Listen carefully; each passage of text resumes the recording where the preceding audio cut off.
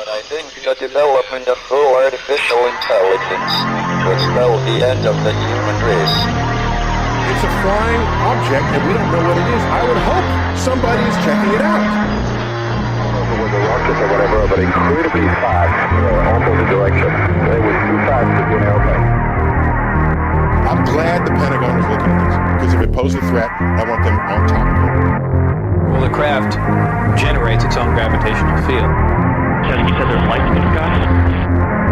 The internet has become the command center for criminals and terrorists. 911, what's your emergency? I need help, please help me! Aliens won't let it happen. That's what we're instructed to say. Roswell, Area 51. Alien kept deep under the ground. 1,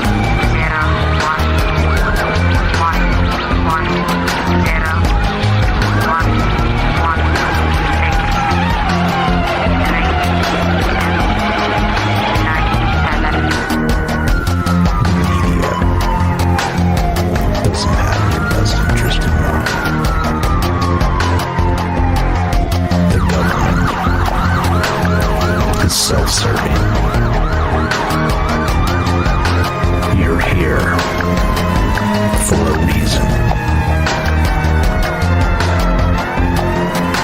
You're listening to Troubled Minds Radio.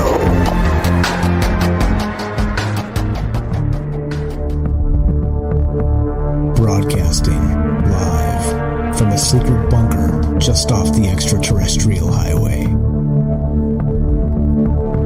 Somewhere in the desert sands outside of Las Vegas. From somewhere in space-time, loosely labeled Generation X on planet Earth.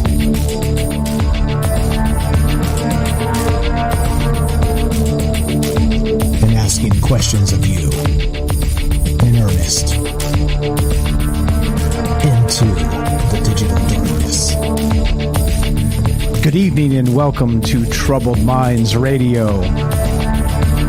I'm your host, Michael Strange, and hello to all of you who may also have troubled minds. What's going on, guys? It's Tuesday night, which is one of the nights we get together and talk about all the things we're not allowed to talk about. That's Monday, Tuesday, Wednesday, Thursday, 7 p.m. Pacific. And what are those things we're not allowed to talk about? You know, aliens, conspiracy, the paranormal, the government, academia, the 24-hour news cycle, propaganda, and the general feeling that we live in the upside down. Well, got a doozy for you tonight. We like to talk about aliens on this show because the logo does have an alien on it, and one of my, anyway, I don't want to get into that just right off. I'll complain later. We'll talk about good stuff to begin tonight. And with the alien on the logo, I think it's aliens in particular, right? Aliens, just the idea, the concept, what are they, and all the rest of that. We talk about it often. And not just in terms of, well, what an alien is or where they come from, or let's say, what do they want, and even, of course, like some people believe they're here and some people believe they're not. And, there's all spectrum of in between for all of those belief systems, okay? And some people say they're experiencers and they've been abducted. And some people say that there's not a shred of scientific evidence to actually suggest aliens are even real at all. Because, of course, mainstream science tells us, well, the aliens aren't here. The aliens haven't been here. We haven't detected any alien presence anywhere, all right? So there's that. There's always that. But, of course, as we've learned recently, trust to science is typically becoming more and more a political thing, unfortunately, and I hate to say it that way, but, well, that's terrible politics for you. And if they would just pull their heads out of their collective arses, then we might be in a better situation just overall. But, well, again, I digress. This isn't about politics. This is about aliens tonight. And not just aliens, again, in terms of what they may be, but hypotheticals. We do something on the show called Drinking the Maybe Juice. And drinking the maybe juice means, to paraphrase Aristotle, it is the mark of an educated mind to entertain a thought without accepting it. That's what we call drinking the maybe juice on this show because it just sounds a little more funny, has a little nicer ring, and it's brandable. Don't forget the brandable. And the interesting and fun part about all of this is thinking about the scenarios of aliens, and not just what maybe first contact may look like, but maybe in terms of let's say what it will look like from a press perspective, from a propaganda perspective. Can we believe anything that our mainstream media tells us anymore about anything? And would you believe if all the news, radios, and TVs and everything around you, all the smart devices that send out these alerts and all the things they always do, right, for breaking news, and said, well, we've got news to tell you people of the world. They're here. And shelter in place, and get your rice and your beans ready, and please don't shoot. Don't start shooting just yet, right? Like that's the type of message we would get, right? That's the type of message we would get, something similar. And I'm going to ask you tonight to follow me on a journey of what that actually may appear like for yourself, for ourselves, for humanity, and for the world. And what does disclosure actually mean, and are we prepared for it? That's the first question, the couple first questions on my mind tonight. But before we get going on all the rest of that, we got some stuff to cover. And namely that we're streaming on Rockfin, YouTube, DLive, and Twitter, reading all the chat in all those places and trying to keep up with you guys. We're also doing the thing with Discord, keeping up with the chat there, and trying to keep an eye on that as well. So if you haven't joined the Discord yet, please do at troubledminds.org. That's the official website for Troubled Minds, and we'll give you a Discord link directly on the top. It says Discord here. Just click it and join it, and you're in. And then also we're watching the Discord over at Fringe FM, of course, which we are broadcasting live on the Fringe FM. So please join the Discord there as well. That's a fringe.fm/chat. That will give you a direct invite there. And of course, we're taking your phone calls tonight, as always, as part of this, because this is more of a conversation, less of a lecture, because, well, I don't know enough to lecture anything, to be perfectly honest. But I do know how to ask some questions. And so that's what we're doing tonight. This is the question show, not the answer show. And so as we begin, let's see, what did I forget? I think that's good. That's good. We got that. We got the other thing. Final thing, please download the Fringe app. It's the easiest way to listen to Troubled Minds, and you could, it's Monday through Friday, 7 p.m. Pacific. Just smash the play button on the Fringe app, and you'll get us. You'll get you. Me, you'll get Troubled Minds, you'll get the rest of the Fringe programming, and of course you can find the Fringe app on Apple and Android app stores. It's completely free, and it's the best way to listen to Fringe FM and Troubled Minds. Okay, so check this out, right? As this goes, the world is a crazy place, and the world is becoming more and more a crazy place on a daily basis, all right? You watch the news cycles, you watch the war in the Ukraine, or Ukraine, let's see, you're not supposed to say the Ukraine anymore, right? That's old school. That's if you're old. You say the Ukraine. But if you're new and you're not old, you say Ukraine. So let's say war in Ukraine, or the Ukraine. I don't know. Maybe I'm old. I think it flows better when you say the Ukraine. In any case, all right. So there's a couple things that led me to this tonight. All right. So of course the title of the show: Are we prepared for true alien disclosure? Now, what does that mean? In a lot of ways, we'll talk about that, of course, as part of the concepts tonight. And you know the way this happens. It's not just about sort of a linear conversation. It's non-linear. It's open-ended. It's wherever you want to take this. And we get fantastic calls from a lot of folks in the community, and that's what we're looking to do tonight. So listen to this, all right? This is wild if you guys haven't heard of this yet. This is from Live Science, okay? LiveScience.com, and this is for real. This actually happened. And this is when I say, when I start talking in terms of, well, if we actually had some sort of broadcast where they tried to tell us that the aliens were here, and, well, I don't know, let's say they didn't know yet. Maybe they were hostile, maybe they weren't, maybe they hadn't decided yet, maybe diplomacy hadn't happened and it was about to happen. I mean, everybody's going to be freaking out, locked and loaded, all the rest of this stuff, right? The world's going to be changed overnight, that's for sure. But the question becomes, right, is that why they're hiding information from us? Back to Roswell, 1947, and all the rest of that, the National Security Act, of course, Roswell, the crash, the UFO crash was in July.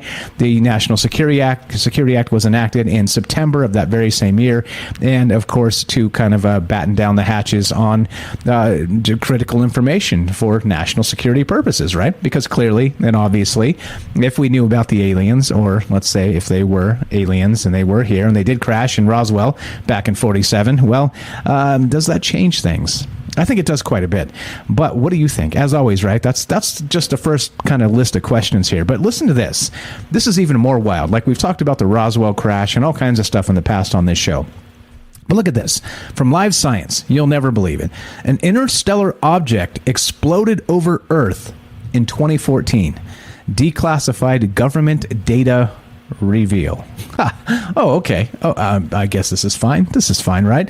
Let's read a little bit of this. A fireball that blazed through the skies over Papua New Guinea in 2014 was actually a fast-moving object from another star system, according to a recent memo released by the U.S. Space Command. The object, a small meteorite measuring just 1.5 feet across, slammed into Earth's atmosphere on January 8, 2014, after traveling through space at more than 130,000 miles per hour, a speed that far exceeds the average velocity of meteors that orbit within the solar system, according to a 2019 study of the object published in the preprint database ARXIV. All right, here we go. We've got this. Now, this gets even more crazy. The 2019 study argued that the wee meteor's speed, along with the trajectory of its orbit, proved with 99% certainty that the object had originated far beyond our solar system, possibly, quote, from the deep interior of a planetary system or a star in the thick disk of the Milky Way galaxy, the authors wrote. But despite their near certainty, the team's paper was never peer-reviewed or published in a scientific journal, as some of the data needed to verify their calculations was considered classified by the U.S. government, according to Vice. There it is. There it is. All right. In 2014, think about this. We've got an exact date, January 8th, 2014. All right. This happened. Earth got struck by a meteorite from another solar system, right? Elsewhere in the Milky Way galaxy. And you know, when you think in terms of space and how huge and all the rest of this stuff it is, and the orbit of the Earth and all this crazy stuff, right? A direct hit by a 1.5 foot meteorite from another solar system, a direct hit on Earth. Does that seem unlikely to you? That seems like shooting gallery type stuff, like a sniper shot, right?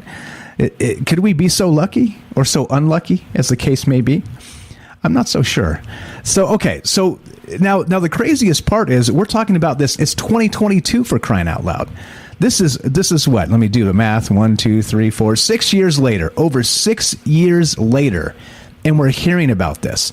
And it was something as innocuous as just a 1.5 foot meteorite from another star system that they say exploded and blew up over Papua New Guinea, right? All right. 6 years later, okay?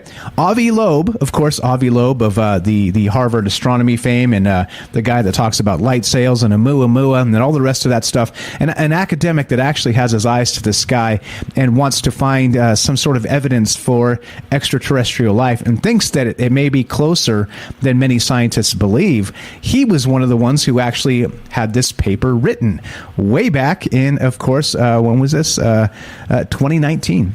So they had done the math, done the data on this, and said that, you know what, this looks awfully like an interstellar object hit the Earth.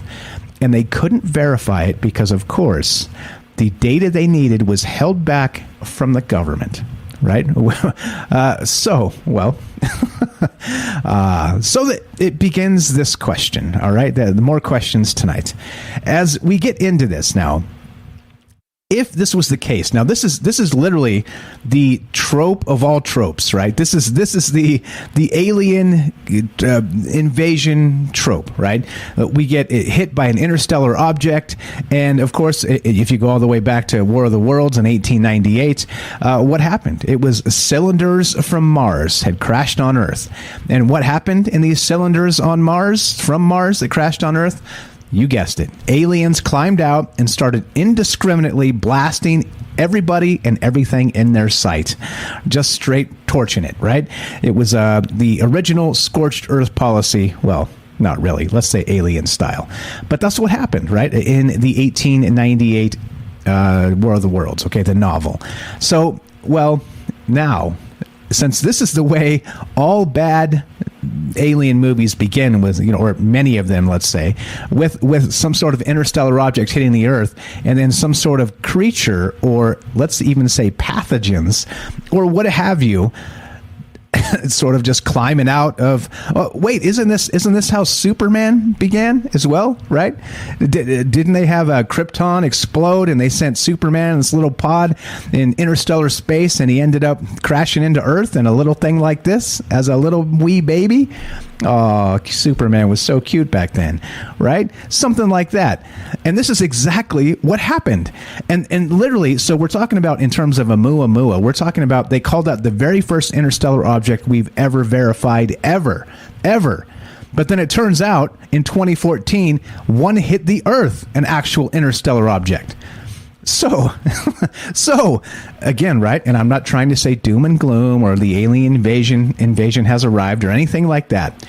But what I am saying is this. If somehow, some way, this was the beginning of something like that, how quickly do you think the government would let us know? And again, more questions. If it was sort of the beginning of a disclosure, an actual alien presence had landed on Earth somehow, well, are we prepared? And are there reasons that the government should try and keep this information from us? Because again, seems to be innocuous. Okay, this would, again, if we're going back in time now, because Oumuamua again was about 2017, I believe, 2018, right in there when they were talking about that as the first interstellar object. Well, they had data that actually said back in 2014, the first interstellar object we ever actually saw hit us. It hit the Earth, right? Boom. It hit us. So, I mean, clearly and obviously, just because we're seeing these for the first time doesn't mean they're the only ones that have ever whizzed through the solar system, okay? That's the obvious thing here.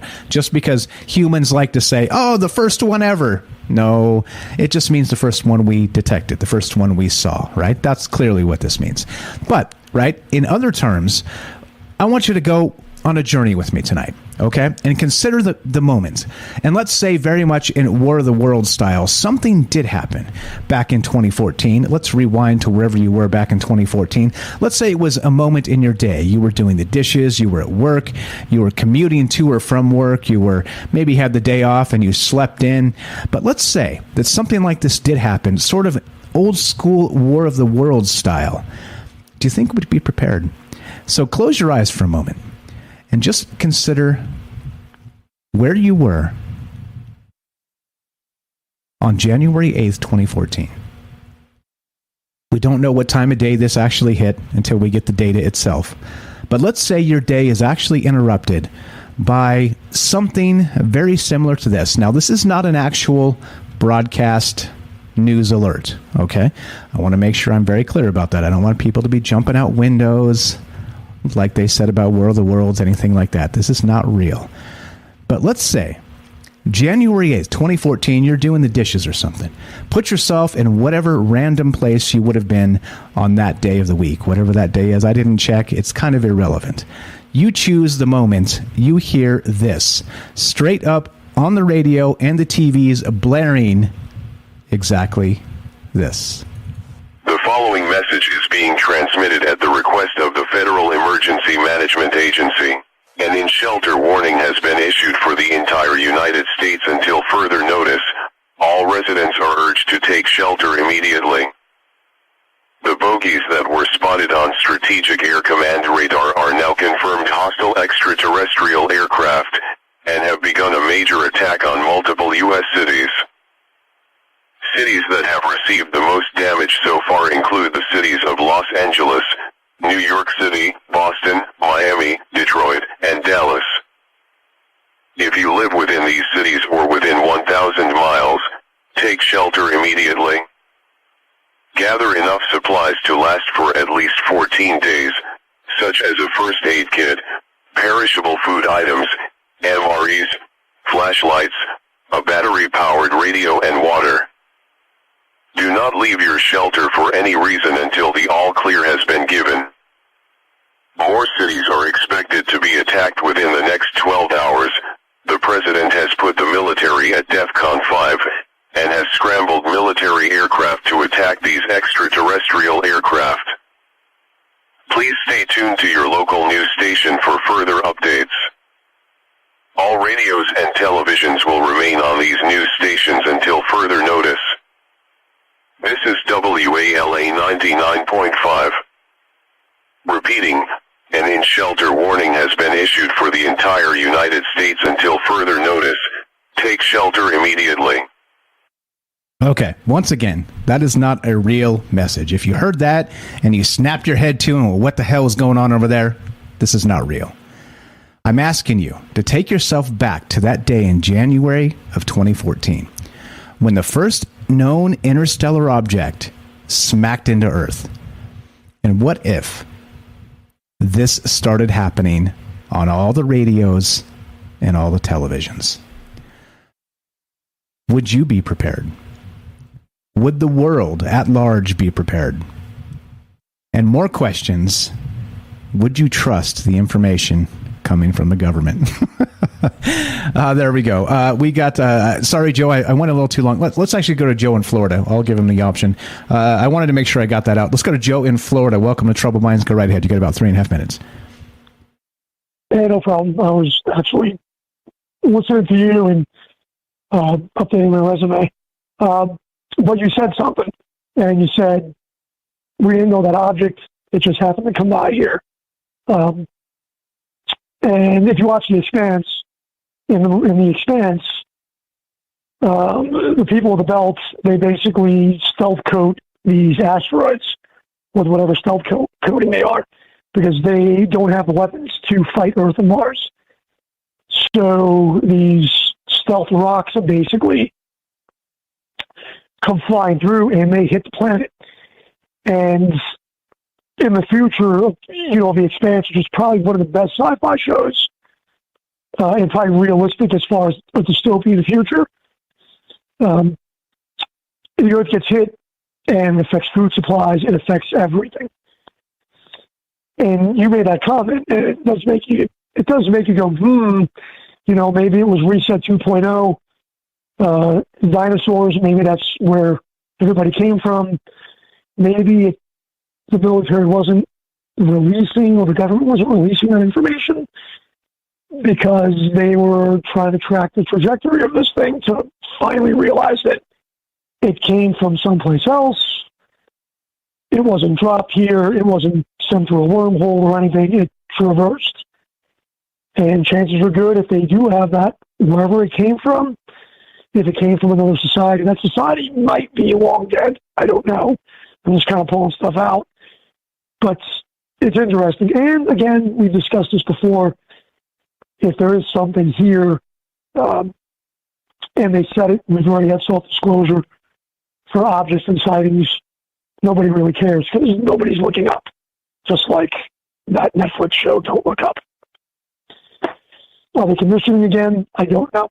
But every so often we hear about objects, something's closing. I think there was something else today in the news that something else is going to pass by through, but I did see the article you were talking about, and it did confirm that this particular one, I guess, was from out of our solar system, where other things come out of the I forget, whatever, the belt, and out of where Pluto's at, and other things are inside our galaxy, and they swoop around. This came from someplace else. Kind of makes you wonder about Oiwama and whatever this was, because this came before Oiwama. Oops, I muted myself. It totally did. No, Joe, we're out of time. You want to hang out till after the break? It's up to you. I hated to cut you short. I just didn't want to make you wait. No, it's all right, man. Let somebody else go. Just figured I'd open up the show. All right? Maybe I'll call in later after midnight if I'm up. I appreciate it, bro. Thanks for the call. Joe in Florida. Good stuff. All right. God bless you and the fam. All right. This is Troubled Minds. I'm Michael Strange. We're talking about the idea of disclosure, real alien disclosure. Are we prepared? If you got some sort of message like I played previously, what do you think your reaction would be? 702-957-1037. That's 702-957-1037. This is Troubled Minds. I'm Michael Strange. Don't go anywhere. More after the break.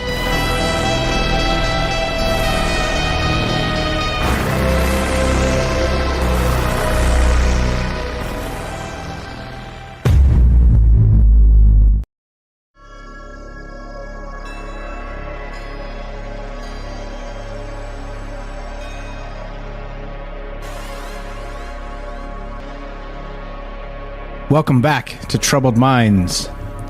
I'm your host, Michael Strange, and we are streaming on Rockfin, YouTube, DLive, and Twitter, and we are broadcasting live on the Fringe FM. Tonight, we're taking your phone calls as we think about the idea of true alien disclosure. Are you ready? Are we ready as a society, as a planet, and what would be next? Come with me on a journey back to, you got it, January of 2014, when the first known interstellar object smacked into the Earth, and we're just finding out about it right now. The plot thickens, or does it? And so it got me thinking in terms of basically the War of the Worlds. And the War of the Worlds itself, again, back to 1898, and was it Orson Welles, H.G. Wells? I can't remember. I'll pull it up in a second. I'll verify, because I hate to be completely inaccurate. But it was that Wells fellow, let's say. And he wrote the novel based on sort of an alien invasion from Mars, okay? So in those terms, basically every UFO, or not UFO, let's say alien invasion trope or disclosure B-movie sort of thing, began with an impact from an interstellar place, right? And this actually happened. In January of 2014, here on Earth, we were struck by a meteorite from an interstellar place, okay? Not this solar system. So, well, what does that mean? How come we're just finding out about it now? Even though Avi Loeb and crew were on it back in 2019, and they were denied the information they needed for national security reasons, I suppose, to actually verify that this thing came from interstellar space. And again, like I said, just the vastness of space and something coming from interstellar space. And we've got the sun, the huge gravity signature. We've got Jupiter, the huge gravity signature. And somehow, some way, this thing just smacked the Earth. Boom. Very, very sniper shot in the vastness of space, right? So it got me thinking in terms of, are we actually prepared? What if this happens? And Dre's got it right, by the way. As I was during the break, I was saying, this is not real. I'm not saying this is real. Please, guys, this is not real. But what I am saying is, don't go grab your bug out bag right this moment, but make sure it is ready, because you should always have it ready, as Dre said. Dre said, no, make sure the bug out bag is always ready. Yeah, I'm just saying, don't go grab it. All right. So in terms of this, right, if this is the thing, and we say that you get some sort of radio message or television message from the government, from the media, right, from the mass media, from whoever starts broadcasting this. And yeah, that thing that I played, it's a prank. It's a prank on, you can find it on YouTube. The links tell me in the description down below, of course. I like to have my links so you guys can find that I'm not just straight up making stuff up. And this is real. So if you go to Futurism, this is completely the truth. This is exactly what I'm talking about. And there's more of this, right? U.S. government confirms that interstellar object crashed into the Earth. And, quote, it was hiding in plain sight. Yeah. Okay. All right. I mean, after almost exactly 3 years, the U.S. government has confirmed a hypothesis by a pair of Harvard astrophysicists that an interstellar object crashed into the Pacific Ocean. In a previously classified memo, U.S. Space Command affirmed that a fireball seen off the coast of Papua New Guinea in 2014 was, in fact, the first interstellar meteor known to fall to Earth. Although the Pentagon's newest branch hasn't revealed much more than what the researchers suspected, it's the first admission of its kind and otherwise momentous finding weighed down by bureaucracy and red tape. And that's exactly what I'm saying here, right? This is hugely my frustration about this show, about these conversations, is that to really make pertinent, good decisions for ourselves, right, and for our own, let's say, futures individually, we need good information. And, well, we're learning about this. This happened in 2014. Over 6 years later, we're learning about this, okay? And again, don't get me wrong, I'm not saying it was the don't look up sort of thing, scenario where it was going to be the end of the world or nothing like this. But even so, that's a long-ass time. 6 years. 6 years for them to finally verify, oh, yeah, that thing that hit us back in January of 2014 was actually an interstellar object. Right? Okay. Yeah, this is fine. This is fine, right? You got to keep those bug-out bags packed, guys, just because, if something happens, it doesn't seem like they're going to tell us a damn thing, does it? And it gets me thinking in terms of national security, of course, because how on earth would this be a threat to national security? Unless, of course, they weren't sure at first. The plot thickens. So I don't know. So what we're talking about tonight is a hypothetical disclosure, all right? Are we ready for it as individuals, as a world community, as a human species? Are we actually ready for this, or is this something that is not... Well, is it like the bedlam that will ensue is, oh, OMG, people will stop paying their taxes, right? Is it that sort of that Armageddon development that the governments fear, right? Is they lose control, or, well, do they use it to gain more control? I guess depending on the scenario, right? Wink, wink, you fill in the blanks. But so I don't know. That's the question on my mind tonight. So if this happened back in 2014, we have this situation happen now where we're just learning about it. Literally, this is breaking news in the last 3 days. So how come it takes so damn long to just tell us something happened? And then not only that, right, we've got Avi Loeb and his colleague back in 2019 saying, look, we did the math on this, and it seems like this is not normal. This is not a normal thing. This seems like an interstellar object. So they queried the U.S. government, the Space Command, and all this stuff, right? Because remember, Oumuamua was 2017, the whole Donald Trump fiasco of 2016 to 2020, and then, Space Force and the whole deal, right? Like, there was a lot going on then. And the craziest part is they sniffed it out, and they knew it mathematically, astronomically speaking, and they were able to say, yeah, this was probably a thing. We're damn near sure. But we need information to verify it from the satellite information and information from Space Force, basically. So the Department of Defense. And so, well, they made him wait for years. Again, 2014, it's 2022. We're hearing about this now. Does this actually give you, well, a good feeling about maybe what happens with a real, maybe alien disclosure? So let's go back to this. So again, let's go back to this date. Again, the date on this is January 8th, 2014. An actual interstellar object smacked into the Earth. Okay, did you know about this? Of course not, because they didn't tell us. And so because they didn't tell us, I'm taking this as a hypothetical, and let's say back to the lovely War of the Worlds, okay, which of course 1898 became a radio drama, and I believe it was 1938. I'll get those dates right. Like I said, I hate to be wrong, but everybody's wrong from time to time.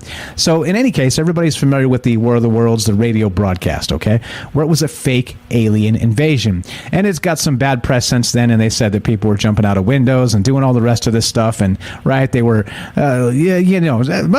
people stop paying their taxes, the world is collapsing, right, that whole bit, right? But though verified, I did look into this a while back, and it's not true. It's not true. There were no suicides in the United States. There were people that were like, wait, what? And they were calling the radio stations to verify if this was real or not, and it was just a radio drama, right? It was fiction. It was fun. I mean, come on now, have we forgotten how to have fun? But anyway, nobody jumped out of the window. I guess when they did a replay in a South American country, I believe it was Argentina, I want to say, that they had people down there that was sort of a bedlam incident on a replay, like dozens of years later. So it was not an actual, like, War of the Worlds like it's described in pop fiction and the mythology of War of the Worlds, the radio broadcast. It didn't go down like they said it did, okay? But I want to take you back to that moment and think, again, January 8th, 2014, wherever you were, whatever you were doing. You could have been at work that day. You could have been off that day. You pick the time. You pick the spot. I'm going to play this one more time. Once again, this is not real. This is not real. I have to say this 3 times. This is not real. But put yourself in the moment and consider that in January of 2014, this first interstellar object ever detected hit the Earth. But in true War of the Worlds style, let's say that it was aliens. And every radio, every television around you started broadcasting this. Going to get to you in 1 sec, MJ. Be right there. Once again, this is not real. Don't stop what you're doing and grab your bug out bag. This is not real. But imagine if it was. How might you react? The following message is being transmitted at the request of the Federal Emergency Management Agency. An in-shelter warning has been issued for the entire United States until further notice. All residents are urged to take shelter immediately. The bogies that were spotted on Strategic Air Command radar are now confirmed hostile extraterrestrial aircraft, and have begun a major attack on multiple U.S. cities. Cities that have received the most damage so far include the cities of Los Angeles, New York City, Boston, Miami, Detroit, and Dallas. If you live within these cities or within 1,000 miles, take shelter immediately. Gather enough supplies to last for at least 14 days, such as a first aid kit, perishable food items, MREs, flashlights, a battery-powered radio and water. Do not leave your shelter for any reason until the all-clear has been given. More cities are expected to be attacked within the next 12 hours. The president has put the military at DEFCON 5 and has scrambled military aircraft to attack these extraterrestrial aircraft. Please stay tuned to your local news station for further updates. All radios and televisions will remain on these news stations until further notice. This is WALA 99.5. Repeating, an in-shelter warning has been issued for the entire United States until further notice. Take shelter immediately. Once again, this is not real, okay? This is actually a prank that you can find on YouTube. The link's down in the description. And they have actually the emergency broadcast sounds in there. You can't play those. You can't play those because the second you play those, there are FCC fines for all that stuff.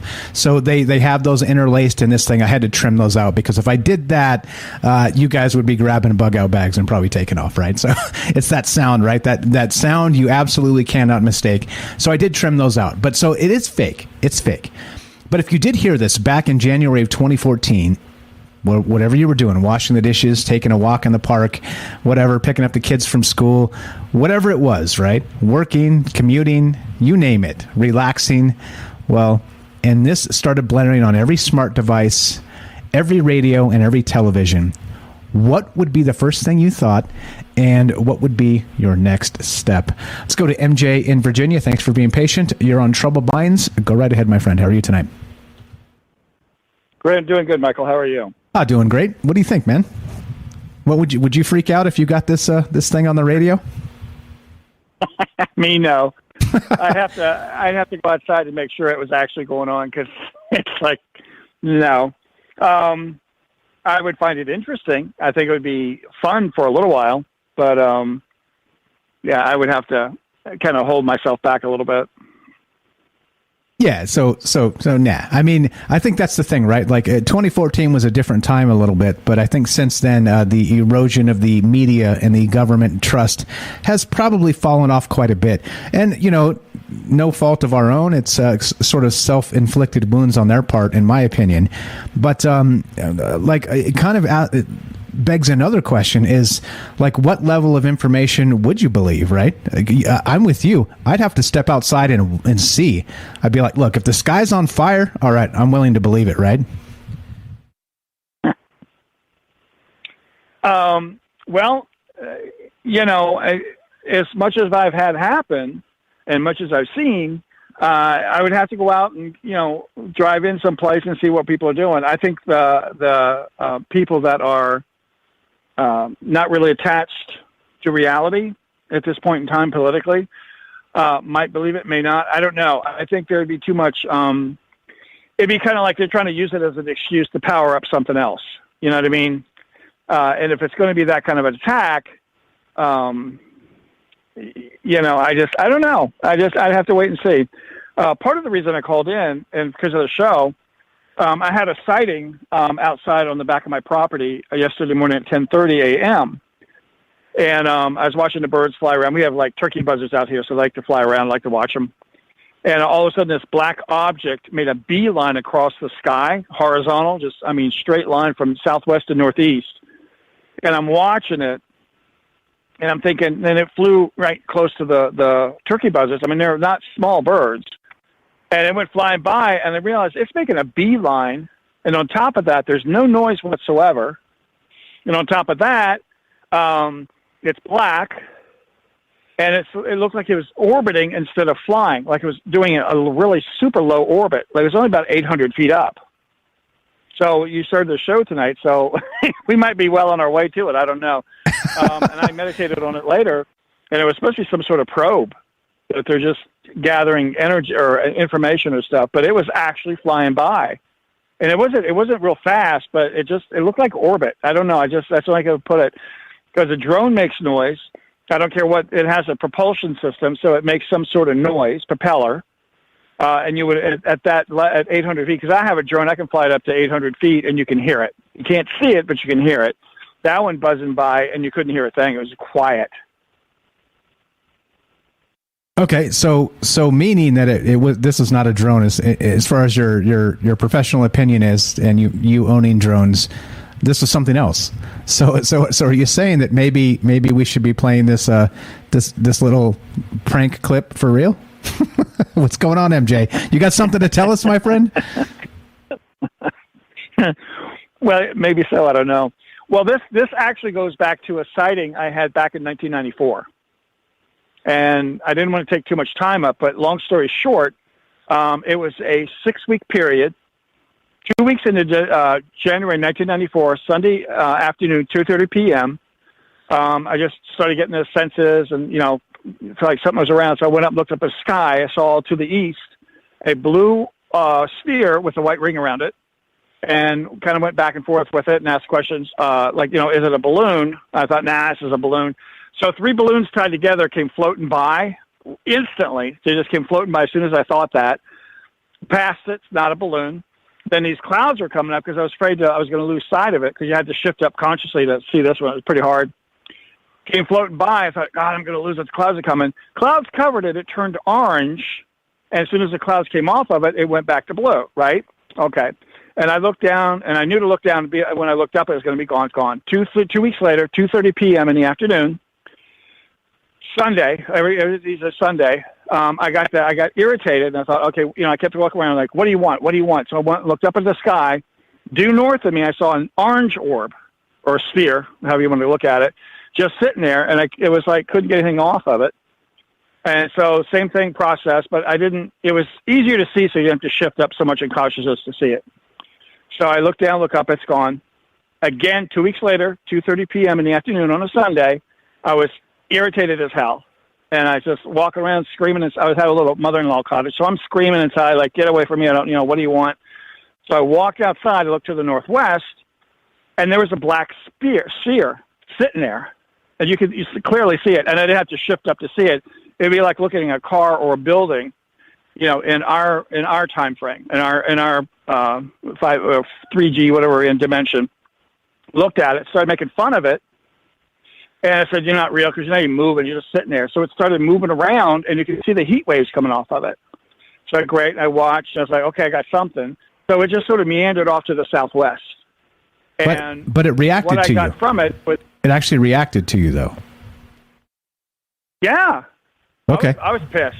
I get so pissed. All right. Go ahead. Sorry to interrupt. Go ahead. I think there's a knowing inside me that I know who it is or what's going on, and I just get irritated because you're not supposed to be bothering me. I'm down here for different reasons. Leave me alone. So it went floating off to the southwest. So I did a meditation on that one particular.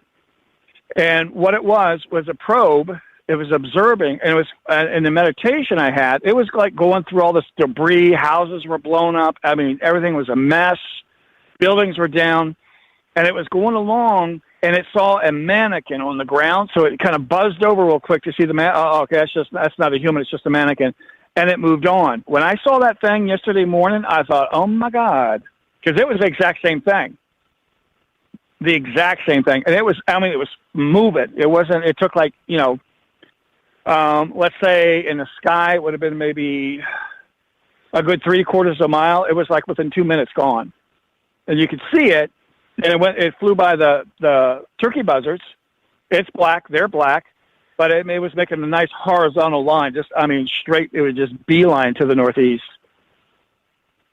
Okay, so what do you think is going on then? You think it is related to some of the stuff we're talking about, or not related at all? It's at this point in time, I think something's going on. I think we're being observed as to what's going to happen down here. I think there are groups down here that are watching to see what's happened. The reason they shut off nuclear weapons is because they don't want our trash out in their backyard, and that's all that is. And that's trying to protect us. They don't want sending that stuff up in case we hit one of them. We can blow anything up we want here, for one. Two, I don't think they want us to mess up their DNA projects. I think that's part of the reason why they stopped some of that, because they're not ready to give that up yet. So they have some invested interest as to what's going on around here. Because, like I said before, the planet is a petri dish. It's just 100% DNA, reproduction. Everything is. Even the dirt is reproduction. The microorganisms in the dirt is reproduction. So this planet is just teeming with life. And I think that's why they have an interest in it, and they can manipulate the life that they want. Too, so they don't want that. But that was a definite probe. It was like gathering information as it went along. So I think there's something to it. As far as them being here and going to take over, I don't know. I don't see it happening right away, but there might be certain sections that they might just sort of grab and go with. There's so much going on now that we're not paying enough attention to it to even know. Yeah, or again, we have a 6-year delay on reporting from the government. Hey, you know what, government? If you fail to tell me the aliens are here, but I got like a 6-legger trying to kick in my door, well, it's too late. I already know. We already know, right? Come on. At some point, it's ridiculous. Like the delay in reporting is just ridiculous. They could have, in this case, this could have been declassified way early on. Like this was not like some hypersonic threat from Alpha Centauri, for crying out loud. Come on, people. Yeah, you know my frustration with the government. We got about a minute left for you, my friend. What is your final thought on this? What would you do if you heard this on the radio? Like you said, you'd look outside. What would be your next step if it was real? Probably go to the grocery store and pack up on food and whatever else I needed. Just kind of do it quietly, but get it done. And just kind of wait and see. I'm out in the country, so I don't think they'll be around here. And if they came around, I'd have a couple of words for them. Tell them off. You tell them, MJ. Don't let him come and just invade for no damn good reason. Make sure you give him a piece of your mind. You're the best. You're the best, MJ. Great stuff as always. Appreciate the phone call. Appreciate you listening. MJ, a friend of mine, friend of the show's. Always a pleasure. Have a great night, bro. All right, you too, bye. Thanks a lot. There you go. So that's the question tonight. Good stuff from MJ. If we get to this situation where we actually have this disclosure, an alien disclosure, again, back in 2014, we had the first interstellar object hit the Earth. It hit the Earth. And we're learning about it now, 6 years later. So what if you did hear some sort of radio broadcast or television broadcast, or all at the same time, in lockstep unison, playing the same message, describing to you that not only had the aliens finally arrived, but they were hostile and they were attacking particular cities, and to not just shelter in place, but to get things ready. And well, the question is, are we prepared? As individuals, are we prepared? As a society, are we prepared as a global population of humanity? And that's what's on my mind tonight. It's just another random Tuesday night on Troubled Minds, because why not? If we don't do it, who's going to do it? Loving to hear your thoughts on this. It's pretty fun to kind of put yourself in that space. Back to January 2014. The first interstellar object hits the Earth, and the government has their lips sealed. The plot thickens. What is the next step if this is bad and alien, like every terrible B-movie alien trope? It starts with a meteorite hitting the Earth. What are your thoughts? 702-957-1037. That's 702-957-1037. This is Troubled Minds. I'm Michael Strange. Don't go anywhere. More after the break. Be right back.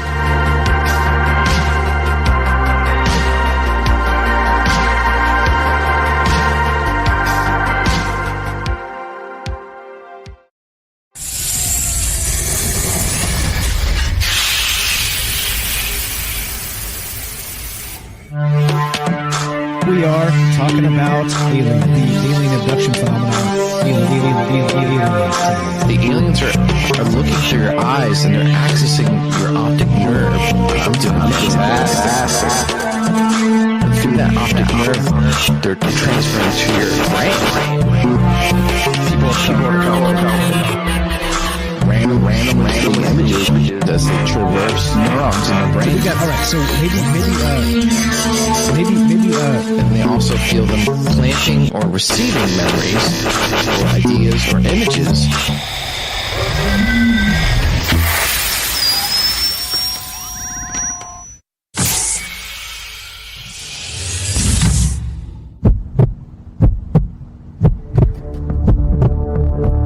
Broadcasting live from a secret bunker just off the extraterrestrial highway. Somewhere in the desert sands outside of Las Vegas. From somewhere in space-time, loosely labeled Generation X on planet Earth.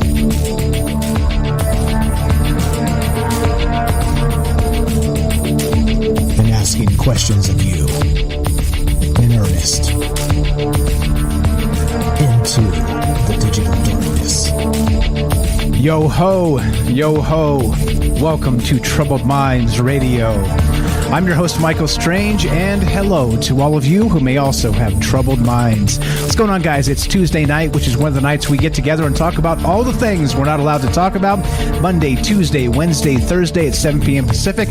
What are those things, you may wonder? Aliens, conspiracy, the paranormal, the government, academia, the 24-hour news cycle, propaganda, and the general feeling that we live in the upside down. Of course, we are streaming on Rockfin, YouTube, D-Live, and Twitter, and broadcasting live on the Fringe FM. And we're taking your phone calls as we discuss the idea of a hypothetical alien invasion. Put yourself back to a day in January of 2014 when, of course, we're just finding out now that just now, literally 2 days ago, 1 day ago, we find out now that in January of 2014, the first interstellar object actually hit the Earth. It actually hit the Earth. It smacked us. Boom. It was small. It was insignificant as far as we're aware, because given the data that we've got, that's all we've got. And why 6 years, more than 6 years, to get this information to us? It makes me, well, suspicious. Not that I'm a conspiracy theorist. I'm only a semi-pro conspiracy theorist. But it does make me suspicious why bureaucracy and red tape does take forever to kind of get this information out, even when there's nothing to see here, nothing to do about it. A 1.5 little meteorite from who knows where out there in the cosmos hit the Earth. Okay? And as one of the questions actually in the chat, which I'll address this, they said, I wonder if they got any of the fragments. No. Because, as far as we're told, this thing was a 1.5 feet across. It smacked into the atmosphere. It exploded into 1,000 pieces, and the whole burned up in the atmosphere bit over Papua New Guinea back in January of 2014. And when it did, they knew it, but they didn't give us the information about it. So clearly, if there was a larger object, they could probably find fragments or whatnot. So a 1.5 foot object, even at ridiculous speeds like that, would just destroy itself in the atmosphere, and there would be almost nothing left but dust, okay? Ashes. So we didn't get pieces of this. And even some scientists are saying, in light of this new paper and this new information, that they want to go and check, just in case, like they want to go to the area and find out if there's some interstellar dust they can derive from this or something. But, 6 years later, good luck. Good luck on that. So what are your thoughts? We got this idea of a hypothetical extraterrestrial invasion began with a meteorite from interstellar space. Of course, the old trope, 702-957-1037. Click the Discord link, troubleminds.org. Let's go to Derek in Massachusetts. What's up, the Night Stalker? How are you, my friend? What's going on tonight? Hey, Mike. Great show. Thank you very much. What do you think? What would you do, Mr. Night Stalker? You would. What would I do? What would you do? It all kind of depends, you know. Like, obviously, I'm going to be extremely skeptical. Like, obviously, if they just say like aliens have arrived, then it's kind of like, obviously there will be that excitement. I'll be like, oh my god, I can't believe this is actually happening. Like, here we go, they're finally doing it. But then I would obviously wonder, like, are we sure they're aliens? Are we sure it's not just like advanced human tech that they're using to try for whatever their means are and stuff? But all of that kind of doesn't really matter if they're saying that like Boston and New York and all these places are being blown up. You know, that would actually be happening. So we have to react to that somehow. It wouldn't really necessarily matter if they're aliens or if they're humans, you know. So hopefully I would be in the supermarket, because like as soon as they announce that, as soon as you make that announcement, it's absolute chaos. Just chaos will just start immediately, and people will just storm the supermarket. So for 2012, I think I mentioned this the other day in the voice chat, but I was like, kind of convinced, or not convinced, but I was like expecting something to happen on December 21st, 2012. I didn't think the end of the world would actually happen. I didn't think like the Mayan calendar predicted the end of the world, but I was like peak conspiracy minded at this point. I was like crazier than I am now. And so I was thinking, they're just hitting us with an insane amount of propaganda about 2012. Like it's before Ancient Aliens really got massive, and it was all over Discovery Channel, all over History Channel, the 2012 movie, all the kind of stuff. So I was like, they're just telling us that this is going to happen so they can do something. They can do this Georgia Guidestone style culling, or they can do their New World Order type stuff and just say it was the end of the world. And so that way we don't turn against the government. We actually like try to embrace them again to save us. Like, we need you guys, that kind of thing. So a day I've requested to work a 24-hour shift in the supermarket. But my idea is like, I'm absolutely screwed if something happens. Like, I'm not prepared for anything. I'm mentally prepared, but I don't have like food storages. I don't have weapons. I don't have any of that stuff. So I can't like fight my way into the supermarket. As soon as that thing comes on the TV, everyone is just storming it. It's just going to be a zombie apocalypse running to the store. So my best bet is to be already in the store, grab like a week's worth of stuff in my hands, run up to the top, hide, and then nobody knows the store better than me. Try to like take everybody out from the inside, you know, kind of like Rambo style, more so than by like brute force, because I wouldn't have it at the time. I wouldn't be able to compete with like AK-47s and that kind of stuff. But yeah, so there's that. And then hopefully, if it's, let's say it's not humans, let's say there's no lie, let's say these things are actually from space or from some portal or whatever, but it is a hostile force that the powers that be are not in cahoots with, or not planning, they're not involved with. So let's hope that we were right all these years about the breakaway of civilization. Let's hope we were right about this advanced tech, and that when they make this announcement, or I don't know, if they make the announcement, it makes me think that this isn't going to happen.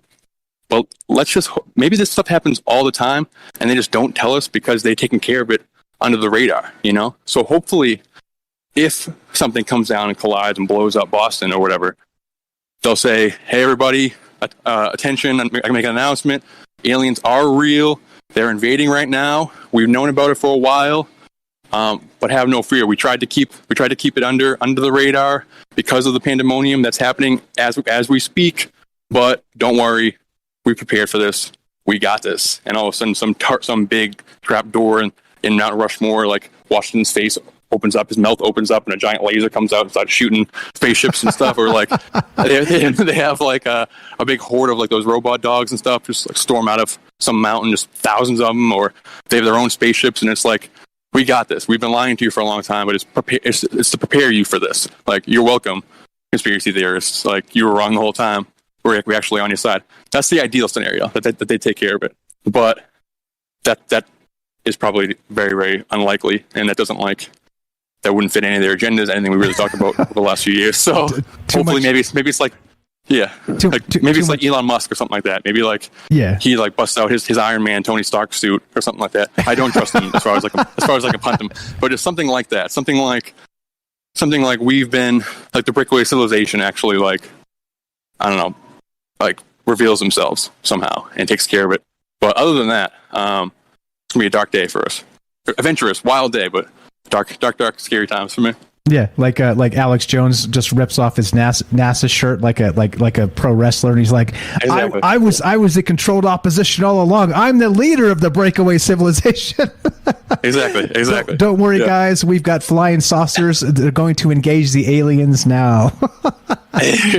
Or just like just Joe Biden tosses on his aviators, and he's like, "This is all a big act. I'm actually like much younger than I claim to be, or I'm much more mentally capable than I claim to be." And he like suits up in this crazy mech suit or this crazy like jumpsuit, puts his aviators on like Top Gun, and then mounts this giant like Gundam robot and battles this stuff. You know, he just like something like that, some kind of crazy thing like that happens.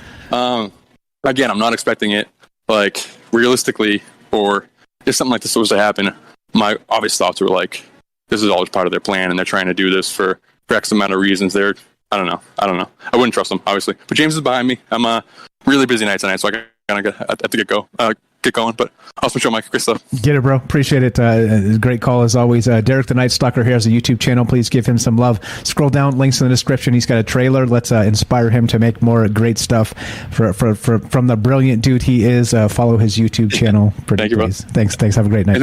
And thank you, James, for letting me cut you too. James is the man. James is the man. James is the man. We're talking about, are we prepared for true alien disclosure? All right. Back in 2014, the first actual interstellar object smacked into the Earth. Well, but you didn't know it. I didn't know it. We didn't know it. That information is coming out now. That's 2014. See, that's why you don't do math on a radio or on a live stream. So 2014 was 6 years to 2020. 2 more years is 8 years. I kept saying 6 years. That's 8 years plus that we find out this information. Avi Loeb and his colleagues at Harvard had actually determined that by 2019 that this was probably the first interstellar object humans had detected that hit the Earth. Well, they were trying to get information from the Department of Defense to verify this information, the Space Force and all the rest of that. And it took until recently 8+ years. Can you believe this? Over something as innocuous as, well, this is the first interstellar object, and that's all we know, right? It was tiny, 1.5 feet across. It burned up in the atmosphere. It had a little explosion over Papua New Guinea. And, well, we're thinking in terms of, what if it wasn't? What if it was something far worse, like War of the Worlds style?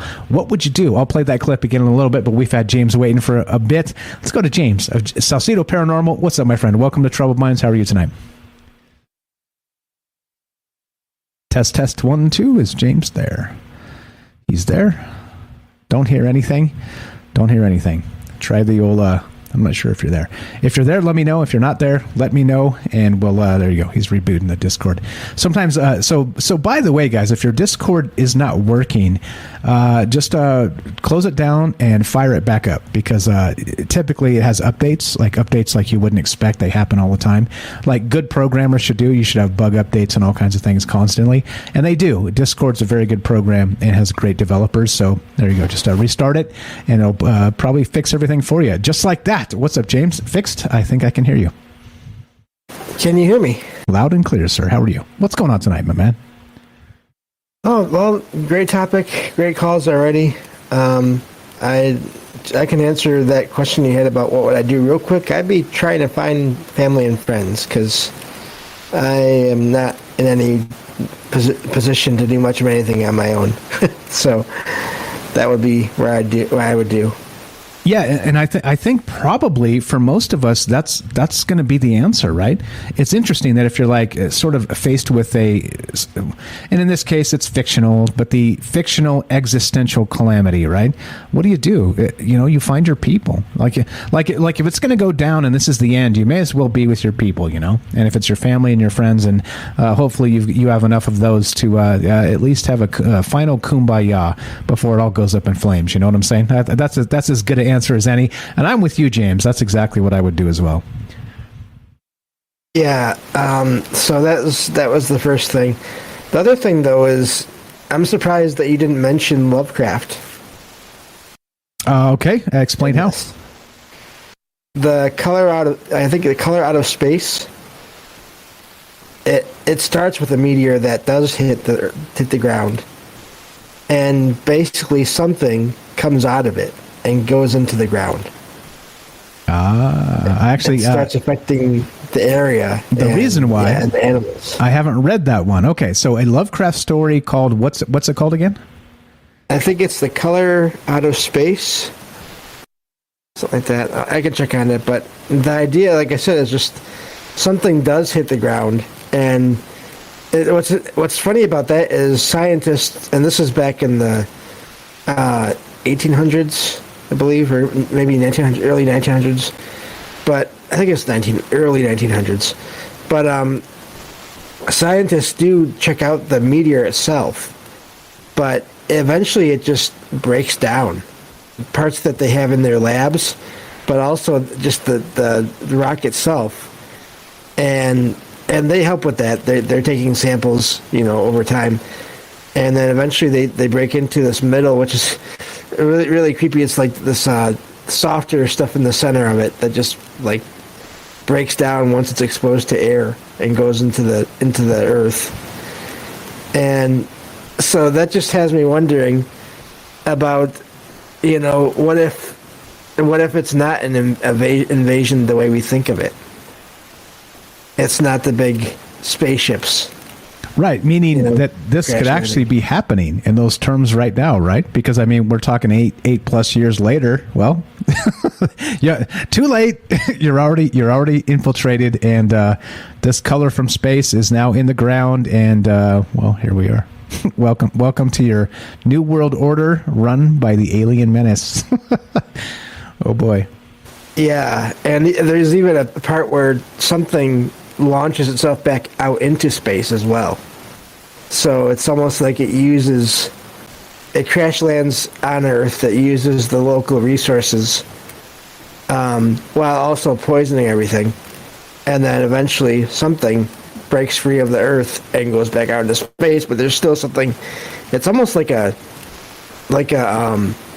reproduction kind of thing, because there was, in the end of that story, the narrator did say that they thought there was still something of that left underground, living in the ground, but there was also something that went back off into space. Like maybe onto the next planet to kind of take over the next thing or whatever. Right. So it's more like a biological invasion kind of thing. Who knows? It could even take decades or centuries from when it lands. Because it's not like a huge. It's not, like I said, it's not like your typical alien invasion story. It's a slow process. Now, what I think would be different is if this happened now, depending on where it landed. If it landed out in the middle of nowhere, it could be very much the same. But if it landed in a city, I think you might hear about that a lot faster. If it lands like in someone's yard or in a city park or whatever, I can see that being news sooner, although that's if the news isn't controlled by anyone. We'll just leave it at that. or the five companies that control the news, you mean? There's that too, yeah. Right, exactly. I don't know. I think this is it's fascinating to talk about, because it is sort of the reason that's always cited for the non-transparency of the government, right? They're looking out for our best interest, and they're doing all those things, right? And don't get me wrong, right? Like, I am a semi-pro conspiracy theorist, as I like to say, because that's a funny term. But in those terms, though, like there are good people in the government. Okay, it's just it seems like always the weasels and the rapscallions and the what's another the unsavories let's say in the real world, right? Like, ideally the cream would rise to the top. In the government world, it seems like the brown froth seems to rise to the top, and so we end up or gets elected, and so we end up dealing with that. So don't get me wrong. Like, clearly there are good people in the government, and just because you don't trust the government, in that term, I'm talking about myself, not you, is because because that brown froth that rises to the top, they're the ones who make the decisions on a lot of this stuff, and most everything. And even through like the FOIA process and stuff like this, it's obfuscated. It has been for a long time, and it's intentional. Like, again, poor John Greenwald Jr. doing God's work out there, filing FOIA requests, got over 3 million pages from the government, but they're always playing games with him. Like, he's waiting years and years and years for things. It's like, they're kind of waiting for you to die type of thing, right? So they can be like, oh, well, I guess you don't want the information now. I mean, it's grotesque the way they play these games. But you had a good point there. So in the hypothetical alien invasion, you would actually go for your people. You'd be like, hey, this is the end. Let's go for this because let's do it. Why not? What are your other ideas here tonight? I'm glad you brought up Lovecraft because why not? Because it's always a good day to bring up H.P. Lovecraft. I've never read that story, but that's fantastic. So if there's a sort of thing going on with something similar, let's say, and maybe H.P. Lovecraft was prophetic in some way, well, 8 years later, it might be too late. What do you say? Yeah, it's possible. It's that's what hit me when you first, because I did see mention of this thing hitting the Earth the other day, and I didn't really get to read much into it, so I didn't know. But that I thought it was ironic in a way that there's been all this focus on other things, and then now this shows up, and it's already happened 8 years ago, like you said. That's yeah. So, and just the fact that it nothing really seemed to happen, that's what led me to the Lovecraft, is that, unless you're right there, you're not going to see anything happening. Yeah, and again, if the infiltration is slow and small, then it's definitely too late now. Well, you'd hope, like Derek said, maybe they got some kind of secret program that handles these things, like the Men in Black. They come and they just flash you in the eyes, and you forget you ever knew anything about anything. But I kind of doubt that. I kind of doubt that's the case anymore. I don't know. We got maybe a minute left. What else you got for us, my friend? That was it. Great calls and topic, and looking forward to hearing from the rest of everyone. Right on. Appreciate it. James here, good friend of mine, good friend of the show, Salcedo Paranormal. He's got a podcast. Check it out. He goes Monday through Friday at 5 p.m. Pacific, 8 p.m. Eastern, and he talks all things paranormal. He's doing news articles. He's doing book reviews. He's doing true internet web haunting stories. Go check it out. Links in the description. Thank you very much, James. You're the best, bro. Thank you. Have a good night. You too. There you go. As simple as that. If you want to be part of the show, we're talking about this idea. Do we have enough time? Let's see where we at time-wise. No, not really. Okay, so we'll play the clip when we get back. So, again, back to this article of live science, and of course, we've got this from Futurism and all the rest of this. U.S. government confirms that interstellar object crashed into the Earth. They're confirming that this happened all the way back in January of 2014, January 8th, 2014. All right, 8+ years later, we're learning about this, and we're like, WTF, okay? So the question becomes, what if this was, maybe as James described, an actual alien invasion in those terms, and you got some kind of a message from the radio, the news, from all the rest of this, and it seemed convincing. What would be the first thing you would do? And that's what's on my mind tonight. A little bit of let's say I don't know, War of the Worlds Redux. What do you think? What are your thoughts here? 702-957-1037. Why did it take 8 years for them to tell us this thing hit the Earth? Oh boy, don't make me mad. What are your thoughts? Again, this is Troubled Minds. I'm Michael Strange. More of all of this. Your calls when we return. Be right back. Don't go anywhere.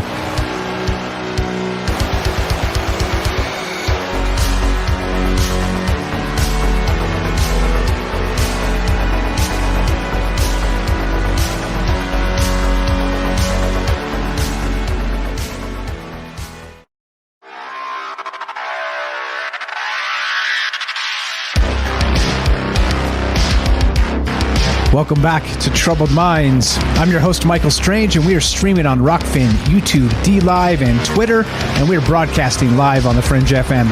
Tonight, we're taking your phone calls as we discuss the idea of, you guessed it, an alien invasion. Yep. 2014, an interstellar object exploded over Earth, and declassified government data finally reveals it 8 years later. What if it was more dire? What if you got some sort of message from the media, from the government, from that unholy complex describing something way worse? What would you do? 702-957-1037. That's 702-957-1037. As you know, we do something here called drinking the maybe juice, and that's what this is, just some hypothetical speculation on, well, if this really went down as we're expected to believe, again, kind of putting this information out in the zeitgeist about aliens and all the rest of this, well, where does this head? Where does this lead? And what happens if you're just doing the dishes one, I don't know, Thursday afternoon or something, and the radios and the televisions start blaring something very, very similar to this? I'm about to play it, but I have to preface this. This is a fake. This is not real. But this is something very similar to what you might hear if we had an actual alien invasion happening, all right? And we haven't even talked about Project Bluebeam yet or fake alien invasions. We're sort of taking this as the grain of salt of, well, maybe this is real. We can talk about anything else, of course, Project Bluebeam and the rest if you're interested in that. But I'm going to play this, and I want to point out one more time, this is not real, all right? But put yourself in that space back in, let's say, January 8th, 2014. All right? January 8th, 2014. The first interstellar object ever detected by mankind hit the Earth. And we're just finding out about it now, 8+ years later. You think election cycles are slow? All right. So anyway, one more time, this is fake. This is not a real broadcast. This is a prank, okay? But listen, imagine if you heard something similar when this happened back in January of 2014. The following message is being transmitted at the request of the Federal Emergency Management Agency. An in-shelter warning has been issued for the entire United States until further notice. All residents are urged to take shelter immediately. The bogies that were spotted on Strategic Air Command radar are now confirmed hostile extraterrestrial aircraft, and have begun a major attack on multiple U.S. cities. Cities that have received the most damage so far include the cities of Los Angeles, New York City, Boston, Miami, Detroit, and Dallas. If you live within these cities or within 1,000 miles, take shelter immediately. Gather enough supplies to last for at least 14 days, such as a first aid kit, perishable food items, MREs, flashlights, a battery-powered radio and water. Do not leave your shelter for any reason until the all-clear has been given. More cities are expected to be attacked within the next 12 hours. The President has put the military at DEFCON 5, and has scrambled military aircraft to attack these extraterrestrial aircraft. Please stay tuned to your local news station for further updates. All radios and televisions will remain on these news stations until further notice.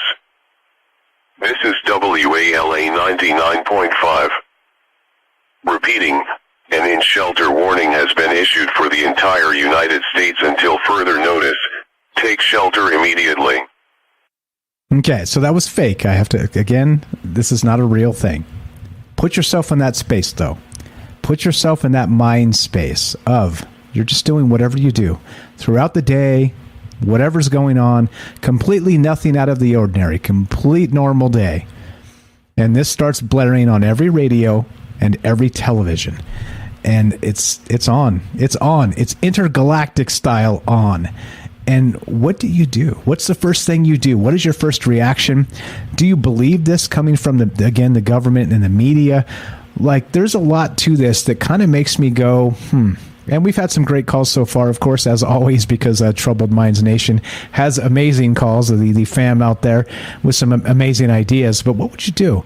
We've got James said he'd go find his people. Derek said he'd get to grab some groceries and like find a hiding spot, maybe on the roof, and reassess minute by minute.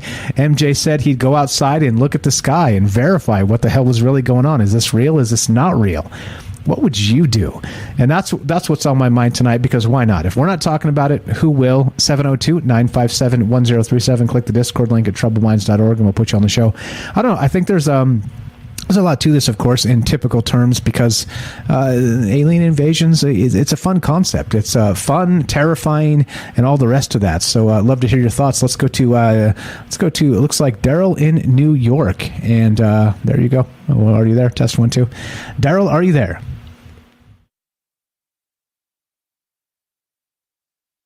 Test 1, 2. Test 1, 2. Maybe restart the Discord. Restart the Discord. And Can you hear me? Yeah, I hear you. Welcome to Trouble Minds. Go right ahead. What are your thoughts here? And we'll see what's up. What's going on, Daryl? Hey, look at my notes. Okay, first thing I would do on Twitter, the buzzes, Rogan or alternative. You're cutting out a little bit, Daryl. You're cutting out just a smidge. Could you get close to the microphone or maybe speak up a little bit? Is this better? It seems to be. Go right ahead, please. On alternative, the buzzes, Twitter, Rogan, Odyssey, Fin before it's news. I would look on the live webcam. They said, well, okay, Daryl, you're cutting out. It's difficult to hear what you're saying. Could you do me a favor and maybe restart Discord and come back and try again? I'll get that. Please get that figured, because we can't go with like every third word being audible. So please reboot Discord, come back. I'm going to go to Ash and then we'll go right back to you as soon as we can test this and get this figured out. Thanks for being patient with the technology. Sometimes it sucks. Okay, so we're looking to hear from you. Sorry about that, Daryl. Technology is what it is, and here we are. It happens to me as well. So don't be concerned. Okay, so let's go to go.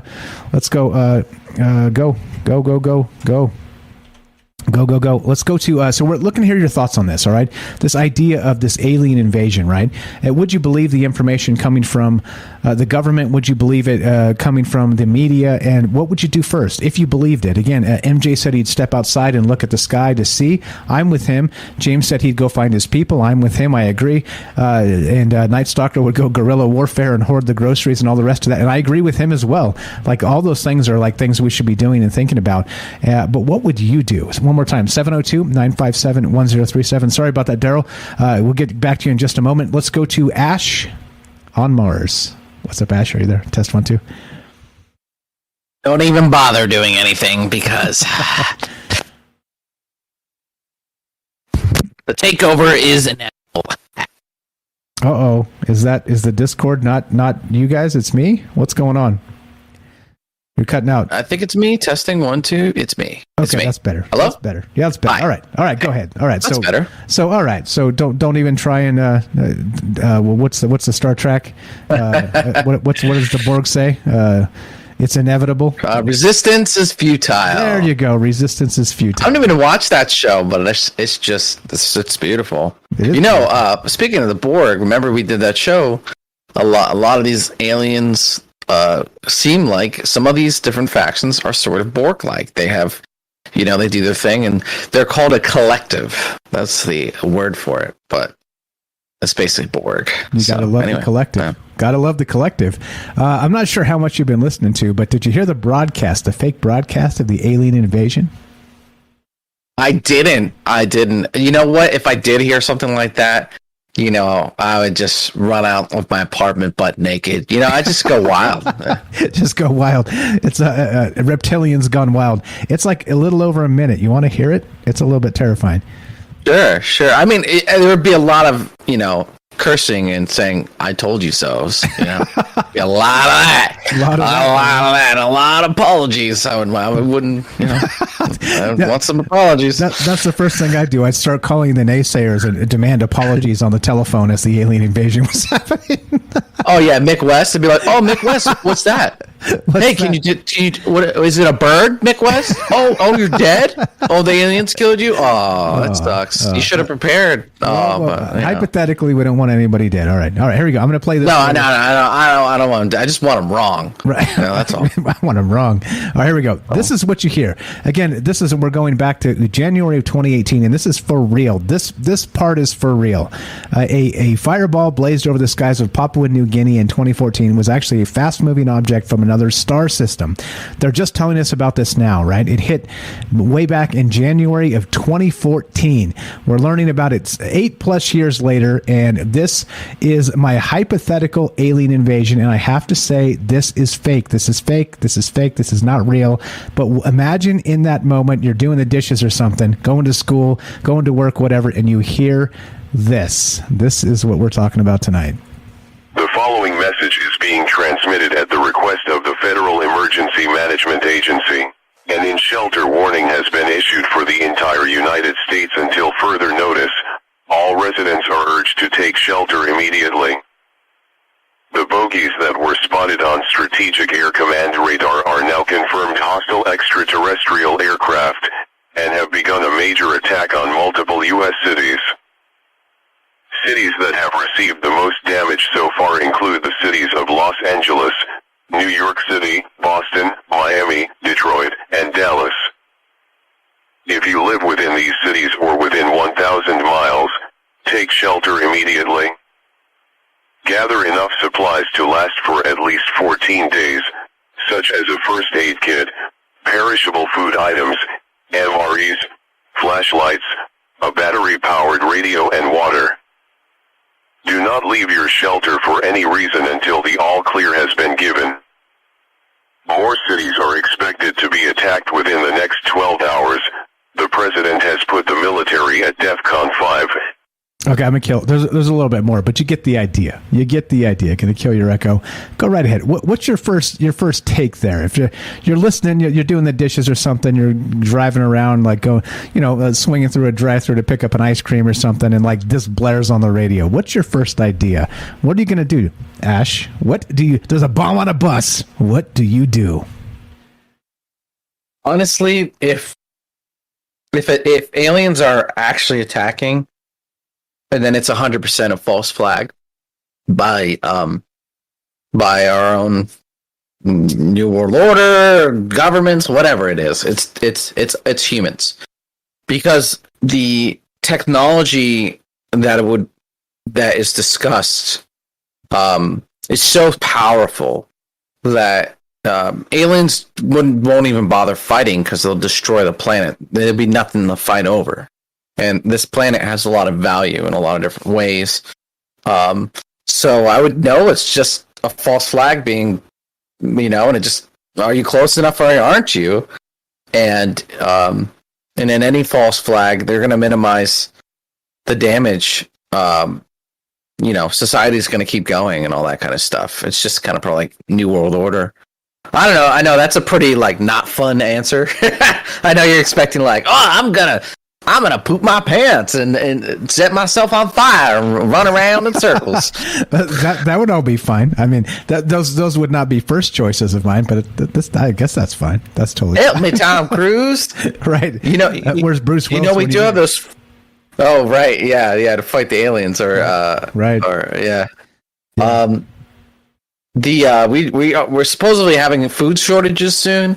And I'm getting a little bit of apocalyptic vibes, again, kind of like around COVID time. So just press fit. Don't go crazy and go buy a bunch of food, because we all do that. Then we basically cause a shortage. But if you got the chance, buy some of them canned goods right now, because if there is no food shortage, right, there is no issue. But if 10% of people, 5% of people go out and stock up, it's going to be shortages, right? And there's all the logistic issues through the canals. So anyway, if you're listening to the show, you guys are great. I love your show, Mike. I love your viewers. So that's a little tip. Just go stock up a little bit of food. I think worst case for us, things are just going to get more expensive, and you're just not going to have certain things. They're not going to be available. But in some other countries, they're going to have it rough, like China and different things like that. So, but anyway, Yeah, alien invasion. Mike, I got so much stuff here, man. Go. I mean, go. We got about. What do you mean, minutes. go? You could just leave, bro. Go. I'll just. How long you want me to be on? I could just keep talking forever. I have so much. You're welcome to stay. And by the way, you guys, so you know, like if I kick you off the phone, you guys know the drill. The phone costs money, so if you want to like get into Discord, and you're all welcome to pop in here and stay and chime in whenever. You can stay as long as you want because again, we go a third hour off the air and all the rest of that. So for sure, if you got stuff, go get into your list. You got about 8 minutes now. We got Daryl. We got to get to sometime between in the next eight minutes. Maybe we'll go off the air. We'll get her on, and then we'll continue with your stuff and add her to the conversation. But yeah, she called into the phone line. But go ahead with your list. We'll do your stuff here with this alien disclosure, and go right ahead, sir. Ash the Reptilian from Mars. The floor is yours. Thank you, Mike. Appreciate that. Hi, I'm Ash, Reptilian from Mars. Check out my YouTube channel. I'm going to be there's so much stuff happening lately. It's starting to really accumulate, and I don't want any of you guys to miss this stuff. It is really interesting and important times. So I'm going to go through and rattle through some of these things, just kind of disclosure updates. You know, we're talking about, are we ready for disclosure? But technically, disclosure is happening. It just, any type of thing like this takes time to kind of go more and more mainstream, right? And until everyone sort of accepts it as fact. So currently, we have UFOs are 100% real. We can say that, and people can't fight you on that. There's no push. It's not possible. We've conquered that with the New York Times article. Now let me go through some of the things you might not have heard of. The UFO. There's these Navy patents on UFO space travel technology.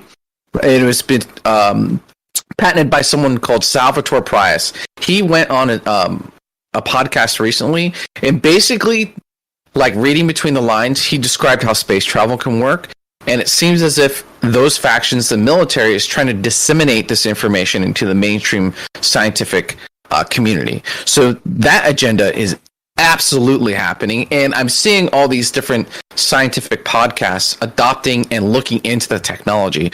So soon, maybe our children or grandchildren are going to learn about, you know, quantum space stuff. And so I recommend looking at that podcast.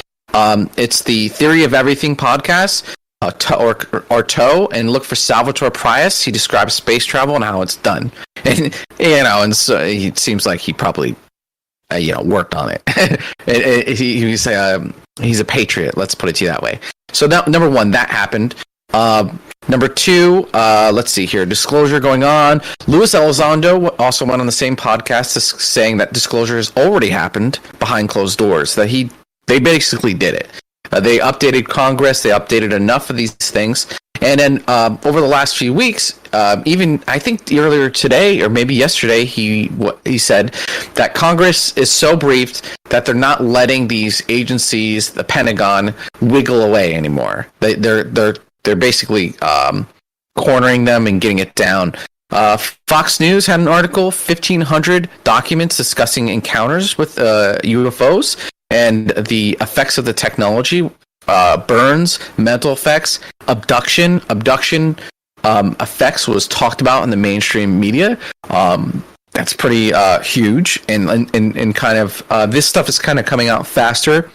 Nick Pope, a journalist, says that they're closing in. If they're out there, we're closing in on them, and it will be the biggest discovery in human history.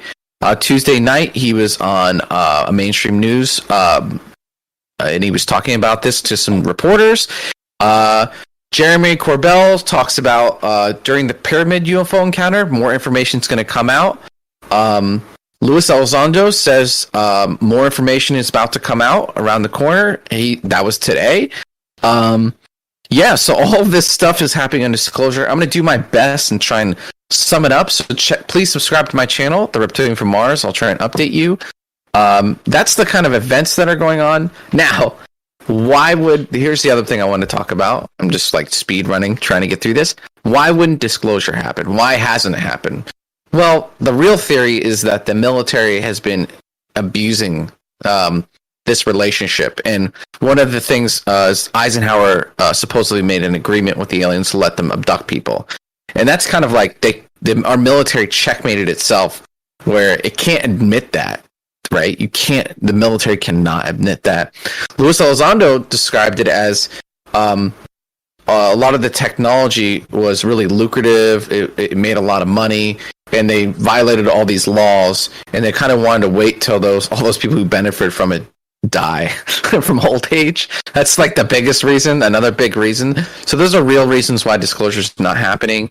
Tom DeLonge has mentioned he's the one behind some of the stuff, the New York Times articles, and he has insiders supposedly saying that they're in a chess game against what they call the others, which are aliens that are trying to control humanity and potentially take over the planet to some degree.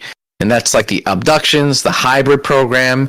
You can look at Dr. David Jacobs for that information. Man, I'm trying to get through this real fast. It's like, I could go on to any one of these subjects for like an hour. Hey, if you got time, we got time. It's okay. So we got about maybe a minute and a half to kind of get off the radio.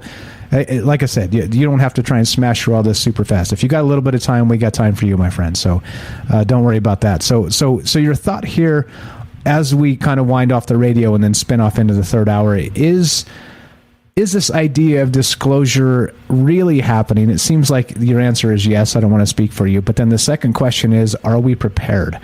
Give me the 45-second version of those two answers there. Yeah, are we prepared? I mean, I think there's been a push for a lot of people who like us, Mike, and you guys listening, watching YouTube videos and getting like crazy Egyptian pyramids and all this kind of stuff.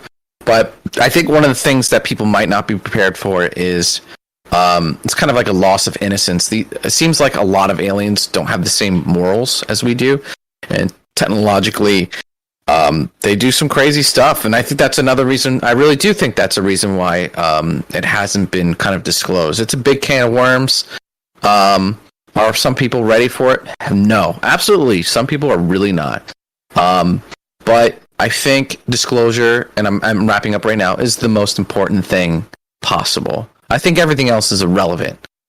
I think disclosure is the most important thing, and if we have an opportunity to do that, we need to do it as soon as possible, because we may never have that opportunity again. Right, based on, of course, the government transparency and all the rest of this. Again, we haven't even got into Blue Beam or any of the rest of that stuff yet, which we will do, of course, because it is sort of locked into this conversation of the false flag alien invasion. So I don't know, right? Again, we're just talking hypotheticals tonight, as usual, right? Drinking the maybe juice, as we call it here on Troubled Minds. But as we finish, you guys know the drill. This is the question show. It's not the answer show. And I don't have answers for you. I wish I did. Answers are easy. Answers are for propagandists and demagogues. We're just having a conversation. We're just talking about things and trying to consider, well, what is the world around us really like? And as we finish, it goes a little something like this. Thanks to Ash the Reptilian from Mars for popping in here. Please give him a follow. His YouTube channel is linked in the description down below. And, well, if you're listening to us on the Fringe FM, stay tuned for Joe Roop, Lighting the Void. If you're listening to us on any other platform, including the podcast feed, stay tuned for a third hour of Troubled Minds. We got Daryl in New York coming up. We got more from Ash the Reptilian from Mars. And, of course, we got your calls, because the third hour is for you. And as we finish, it goes exactly like this. Be sure, be strong, be true. Thank you for listening. From our Troubled Minds to yours, have a great night.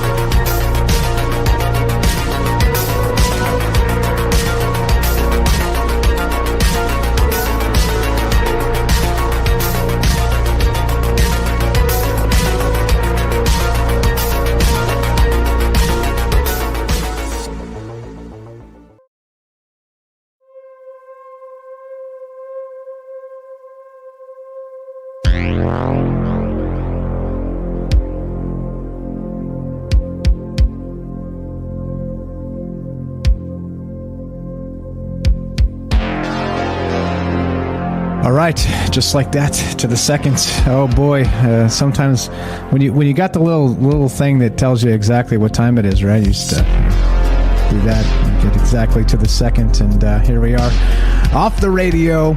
check it out. We're going to take a quick break. We got Daryl on the line. We're going to go right to Daryl. We got more from Ash the Reptilian from Mars. He's got a list. He's got a list of things talking about disclosure. Holy shit, here we are. You tell me, what are your thoughts on this? 702-957-1037. You guys know the drill. Third hour's for you. I've done a lot of talking. If you're all like, nah, I'm not interested, we'll just shut this MFer down. But we got Ash and we got Daryl, so it doesn't seem like that's the case. So, like I said, just part of being flexible, part of if sometimes the show's a stinker. Sometimes it's just a stinker, and that's how it goes. And if you're not interested in the third hour, that's the new policy. We'll just kill it. So, love to hear your thoughts. If you are interested, 702-957-1037. Are we prepared for alien disclosure? Be right back. 2-minute break. More Troubled Minds on the way. We got Ash, we got Daryl, and we got you. Be right back.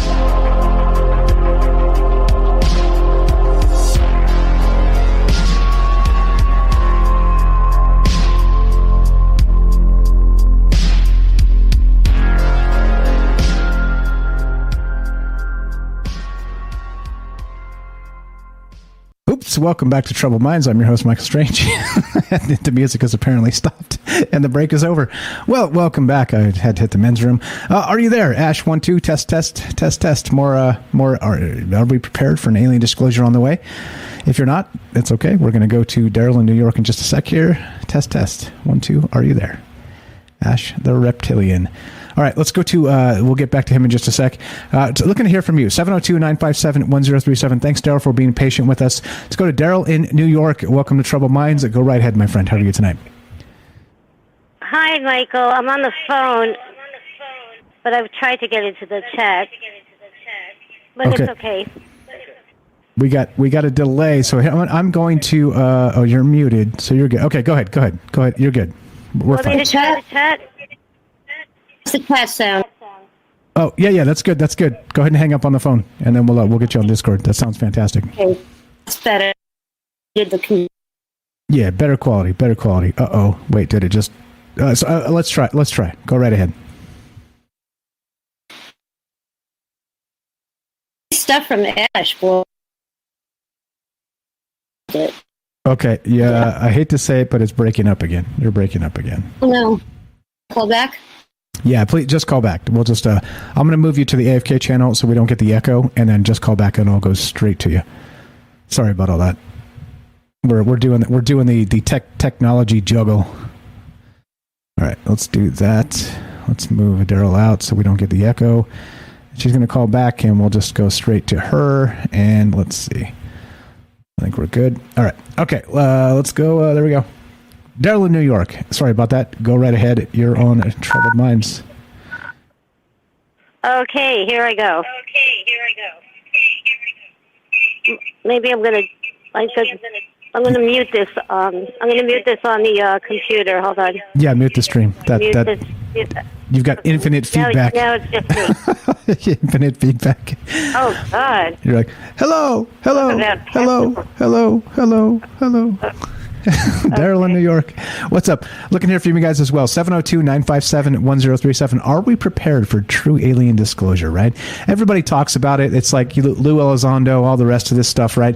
Again, like Ash was saying, has it actually happened within the government, and they're just trying to find a way to maybe break the news to us? Again, back to this idea of the article from the U.S. government confirms that interstellar object crashed into Earth. This was back in 2014 of all damn times.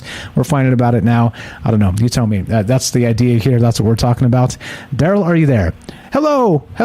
Yes. Hi. I would think the first thing I would do, if I heard an announcement like that, the first thing I would do is to panic. I have to admit, I would just panic. Then I would try to find a tranquilizer or a shot of booze. And as soon as I calm down... I'm being honest here. No, I'd be very, very scared. It's fine, Yep. and you got to admit it's real is funny, and I don't mean to laugh at you because I'd do the same thing. I'd be like, Mrs. Strange, where's the whiskey? Oh, it's right here. Yeah, got it. exactly. Yeah, Definitely got to calm down. I'd be so scared. I'd be shaking. So as soon as I got my nerves a little calm, I'd get on Twitter. I'd look into social media. I'd look to hear anything from Joe Rogan or Alex Jones or anything on the alternative media, see if they, have a take on it before it's news, whatever. I would doubt anything I heard. You know, then I would go on the live webcams to check out each city. Of course, they said New York, so assuming I'm still alive, I would probably assume that they're not telling me the truth, right? Then I was thinking it could be a cover-up, of course. You know, maybe Putin launched a nuke, but they didn't want to admit that because they didn't want to really destroy the world. So they would just say it's the aliens. It's the aliens. They just blame it on the aliens, you know, or maybe some other kind of accidental weapon release happened. Maybe the AI started to fool around with our nukes and messed around, and we had to blame it on something instead of taking responsibility. And then the media would be in on it, and just like everything else goes, it would be a good cover-up. And then I was thinking maybe there was a time traveler that tried to stop it, and maybe there's some technology that maybe he did stop it, but then they came back and reversed it or something like that. But that's just crazy stuff. But just speculatory stuff. And then I guess I would try to get on my bicycle and get the heck out of New York as fast as I can. I guess I had 12 hours to get somewhere safer. Or I would go underground. Maybe I'd go to the deepest bowels of the subway. I'm not sure. I don't know. I don't know what I would do. I'll find a fallout shelter or something like that. Yeah, I don't know either. I think that's the thing too. It depends on where you live, and clearly New York City's is a unique beast, right? It's like as big as cities get, and like the subway, and it's got all this type of stuff. But you got to think too, in those places, people are going to be like storming to those places, right? Like I think that's the craziest part. That's pretty nuts. That's pretty nuts about all this. Is like, okay, well, the things that we're thinking, other people are also going to be thinking, and I don't know. Like I would be, to be perfectly honest, I would lock and load. I would make sure I had the things I needed, and I would load up the car, and I would be like, all right, we got all the things we need to bug out. And it would take me minutes. I would be ready to go, like snap your fingers. I don't mess around with that stuff. And but then after that, I would wait, and I would actually go out and I would try and verify, because we can't trust a damn thing anybody tells us anymore. Like propaganda and bullshit. Like so many people are just full of crap. They're just so full of crap anymore. Like they'll fool you for clicks. They'll fool you. And they don't care what kind of anxiety it causes you. We've talked about this with Facebook and Instagram, the big corporations. We've talked about this with small YouTube channels. And again, we are a small YouTube channel, but I do my best to say, look, guys, all the stuff I got is in the links down below. I'm not trying to say the end is nigh. I'm saying if that's the case, let's stare it in the face and not be afraid. Let's be prepared. Let's know what's going on. It's a different thing.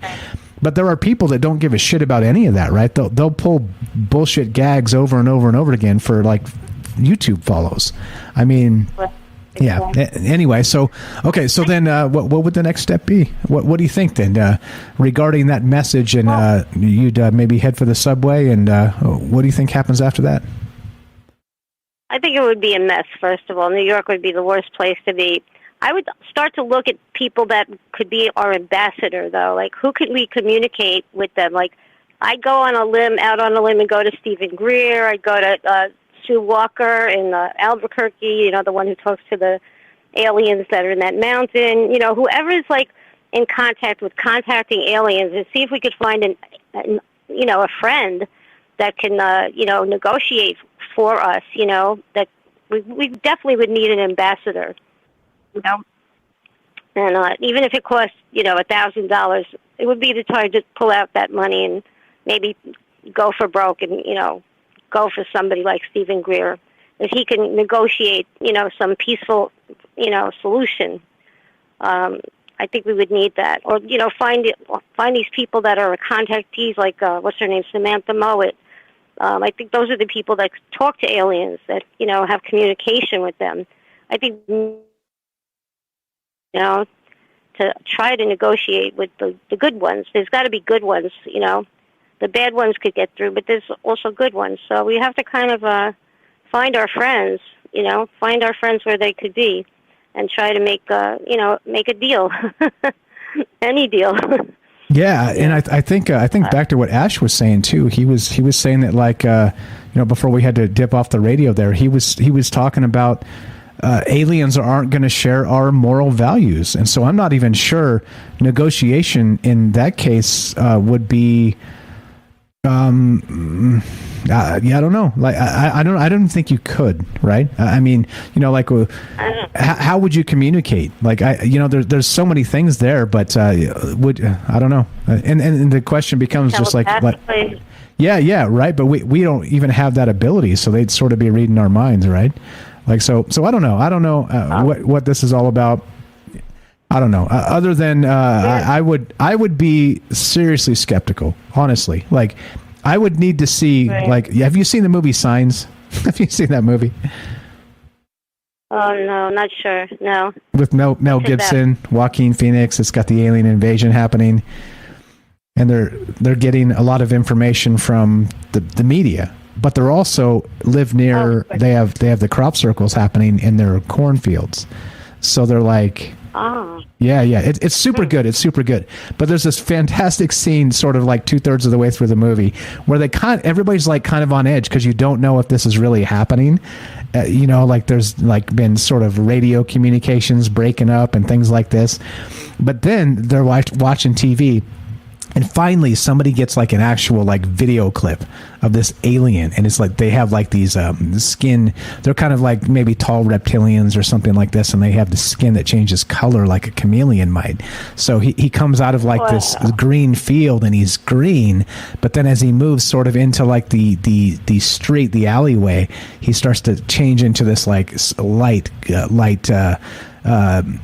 Like wall color stucco, right? It is very quick. It's like a very quick, and they have this clip they're showing over and over on TV, and it's in Brazil or something, and like the kids on the TV, they're all screaming and they're pointing because it's like a homemade video. It's so fucking classic, and they're like S behind, and they're like it's so great. If you've never seen Signs, Daryl, holy shit, that's one of the ones you got to go watch, in my opinion. Anyway, so like I don't know, I would not believe it, honestly. I would not believe it. I'd be like, no, come on, right? If it's the end of the world, I want to go see it for myself, right? And I'm not going to like, maybe drive to New York City or something, but I'm going to go actually look and see with my own damn eyes and make my own damn judgment what's actually happening. Because I think we proved in the last, like, let's say 8 years, the whole time that we didn't get the information from the government regarding this actual interstellar object that crashed into us. The media has gone completely upside down and off the rails. So why am I going to believe a damn thing they tell any of us? And that's the thing where I would be like, I want to see it with my own damn eyes. I'm not trying to react based on what somebody tells me to react to, right? So anyway, all right. So what are your additional thoughts? What else you got for us? Well, you know what? They would have to break it to me like a little bit more gently. I think for them to do that kind of an announcement would just be to make us be as afraid as possible. Like it's like that story, like, your cat's on the roof and we can't get her down. You ever hear that one? Like the roommate calls his friend. He goes, "What's new?" He says, "Well, your cat died." He goes, "Why? You can't tell me that. You should have said, oh, your cat's like on the roof. We can't get her down." And the next time I call, you say the fire department's been called. And then, the next time I call, you could say, okay, we couldn't get your cat down and he died. You'd have to break it to us slowly, So it's like, all right, anyway, how's my mom? Well, she's on the roof and we can't get her down. It's like you have to break it to us slowly. You can't just come out and say the aliens have invaded us. You kind of have to say, okay, there is proof of aliens, one day. And then the next day you say, all right, they might not be that friendly. And then the next day you say, okay, we've got a problem, And it looks like they've, I think they'd have to break it to us slowly. If they just come out and say it like that, it's intentional to make us as scared as possible. And then I feel like they have ulterior motives. Then, hull up in place, lock your doors, don't go out, again, another reason to lock us up and to isolate us, And then you don't know who your aliens are. They all look, they're going to say, oh, they look like you and me. And then we're all going to be like afraid that our neighbors are aliens, and then we're going to start like outing our neighbors because they're the aliens. You're totally right. You're totally right. Yeah. I mean, then we're like the Nazis have invaded. The aliens are Nazis, and your neighbors are Nazis, and you can't tell the difference anymore. Right. Kill the Nazis. Right. Right. You have to wear a mask. You know, you have to do this. You have to do that. Now we have, you know, then they have infections that we're not, you know, that we're not immune to. So you have to take this injection because otherwise you're going to get an alien illness. You know. Whoa! Slow down. Some reason to make money. Slow down, Daryl. Slow down, Daryl. Okay. You're going to get us into trouble, Daryl. Slow down, Daryl. You're right. But somebody's going to make money off of this. You know that. You know, somebody's going to get rich. And we're all going to buy it because we're going to be so scared. You know, that's such a scare tactic. That just come out and blurt it out like that. It's like, that's not gentle, you know. I don't think that would be the most sensitive way to, you know, to give out that kind of information. I think they have to be very gentle with that, especially if it was an aggressive attack, you know, to make sure that we don't absolutely freak out. Because trust me, I mean, I don't know. I'd want to, you know, drink myself to death or something. You know, maybe I don't want to stick around to find out. You know, if it's that frightening. I think they'd see a lot of suicides. You know. Yeah. I think they would have a lot of. You know, I think it would be like the War of the Worlds. I mean, that scared people to suicide, and that was a joke. You know. Not true, by the way. That was not true. So it didn't happen, as far as I could tell, in real time. It happened on a replay in some, I think it was Brazil or Argentina, something like that. They had some kind of a South American country on a replay decades later that they didn't realize it was a replay. They didn't realize it was a radio drama. So it was very, very small scale. It was not when it happened in real time, as far as I could tell, as far as digging into it and trying to find if that really happened. I did a whole show on it in the past, and I don't think that happened. I think that it's sort of a urban legend sort of thing. But you're right. I think in the case of like a real something happening, that might be the case. That might be the case. We got Kelly behind you. So. Sorry, go ahead. There'd be a right way and a wrong way to alert the people, you know. Yeah, for sure, 100%. So we got. Can you hear us on the Discord when you're in there? You just can't talk, right? I can hear you. Yeah, I can't talk, so I could just mute myself. Okay. Yeah. So hang tight there. I'm gonna kill the phone call here. We're gonna go to Kelly, and we'll try and get back to you on Discord in a bit. Thank you. I appreciate it, Daryl. Daryl in New York here, good friend of mine, good friend of the show's. She's got a YouTube channel. Please check it out. Links in the description. She sings in English and French, and does karaoke here on the Discord. Troubleblinds.org. Click the Discord link. Thanks, Daryl. You're the best. Always a pleasure. Thanks for being patient with the tech tonight. No problem. Thanks, Mike. Great show. Thank you very much. All right, let's do it. Let's go to Kelly in Colorado. Thanks for waiting, my friend. Go right ahead. What are your thoughts? If you heard that broadcast on the air, what would you do, my man? What would be the first thing you did? Lock and load? Are you there? Hey, good evening. What's up, Kelly? What's up, Kelly? How are you, man? All right, man. Doing good. How you doing? Hey, okay. Another weird night on Trouble Minds, man. So what we do? Hanging out, talking about crazy shit. What do you think? What are your thoughts? Well, first off, when I was listening to the show, I was playing it, and Michelle was in the bathtub. Next, she done getting ready to get ready for bed, and she walks in there, and she walks over, she's like, "Oh my God, what are you listening to?" Sorry, Michelle. Sorry, Michelle. So it sounded legitimate, right?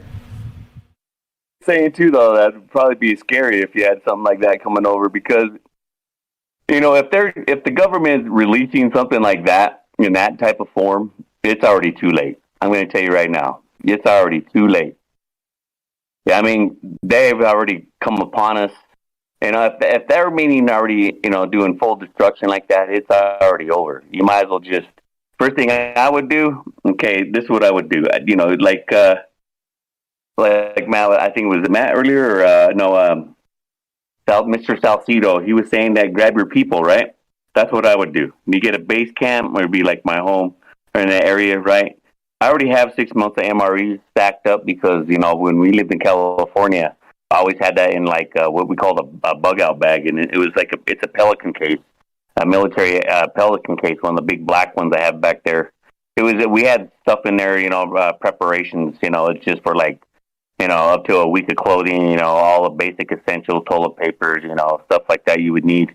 Just, it'd probably be the last thing you'd be on your mind, but once you're all settled down and have to think about stuff, you got to have something like that. You got to have some kind of water source, like preferably a well, because if cities are being decimated, the water things and everything else might be stopped. So you might want to have a well, preferably. Weapons, of course, try to head underground. That's what I would do because. Or first off, I would try to get, because I live in Colorado, I would try to get into the highest vantage point I can to see if this is a hoax or not. You know what I mean? Because you never know. Again, if they're calling that something out that late, it's already over. I'm telling you, because who knows what type of weapons these things would have if it's an all-out war like that. If it's just total, like trying to get rid of the ants so we can take over the planet, and minerals and stuff like that. But if you're talking, again, I'd have a team. So one would be, I would like to be the vantage point up above so I can see what's going on. Then so I can give a, report down on radios, of course, long distance radios, you're going to give reports and then, head back down to home base. But, medical supplies, of course, batteries, all that stuff, that's in our bug out back that we had. But yeah, if you're trying to go to a store, I'd forget about it. If you're not even close to that, especially in big cities, those things will be gone in a millisecond. Those things will be raped from everything. Everything would be out of there. The only thing I'd probably try to get into would be the pharmaceutical areas, because that way you'll have some, medical stuff, some major painkillers for any kind of weird diseases that might pop up that you might need. But yeah, man, I don't know. If you're saying, if it's true that what happened in there, I'd say disclosure already happened millennia ago, And we're not even talking about, Sumerian. Let's just go, with, the ancient Indian Vedas, right? There's this, they talk about, these people that came from, the sky, obviously. They were, they call it heaven. But, yeah, they came down, they were teachers, but they had blue skin, green skin. They didn't even hide the fact of that. Right? That's for one. But then you have something in 1561, which is over Nuremberg, Germany. They call it the celestial phenomenon. There's that wood carving of it where it shows a battle in the sky. And, even it shows a burning UFO that's on the ground. Then, here in the States, you had 1947, Roswell, New Mexico. And then 65 was Ketzenberg, Pennsylvania, where they had people think that the eyewitnesses claim that, it was kind of a acorn shape, it could have been even some people who, would try to say that it was like the German De Glock, right? Kind of the weird shape like that. But yeah, man, I don't know. So hopefully the government would, if something like that was to happen on a world basis, you think the governments around the world would have some kind of a knowledge of something going on, something coming in like that, because you're going to detect it's not an asteroid, and it's not a comet. Something's coming in like that, an armada. You would have to, and if they know that the intentions are bad, hopefully, they would be smart to have everybody armed and ready. You know what I mean? But who knows? Here's the question for me, or a question to throw up too, since I'm drinking some maybe juice as well, would be that. Would they be after humans, or would they be after what's, the species that's ruling this or running this planet? That's the question I have.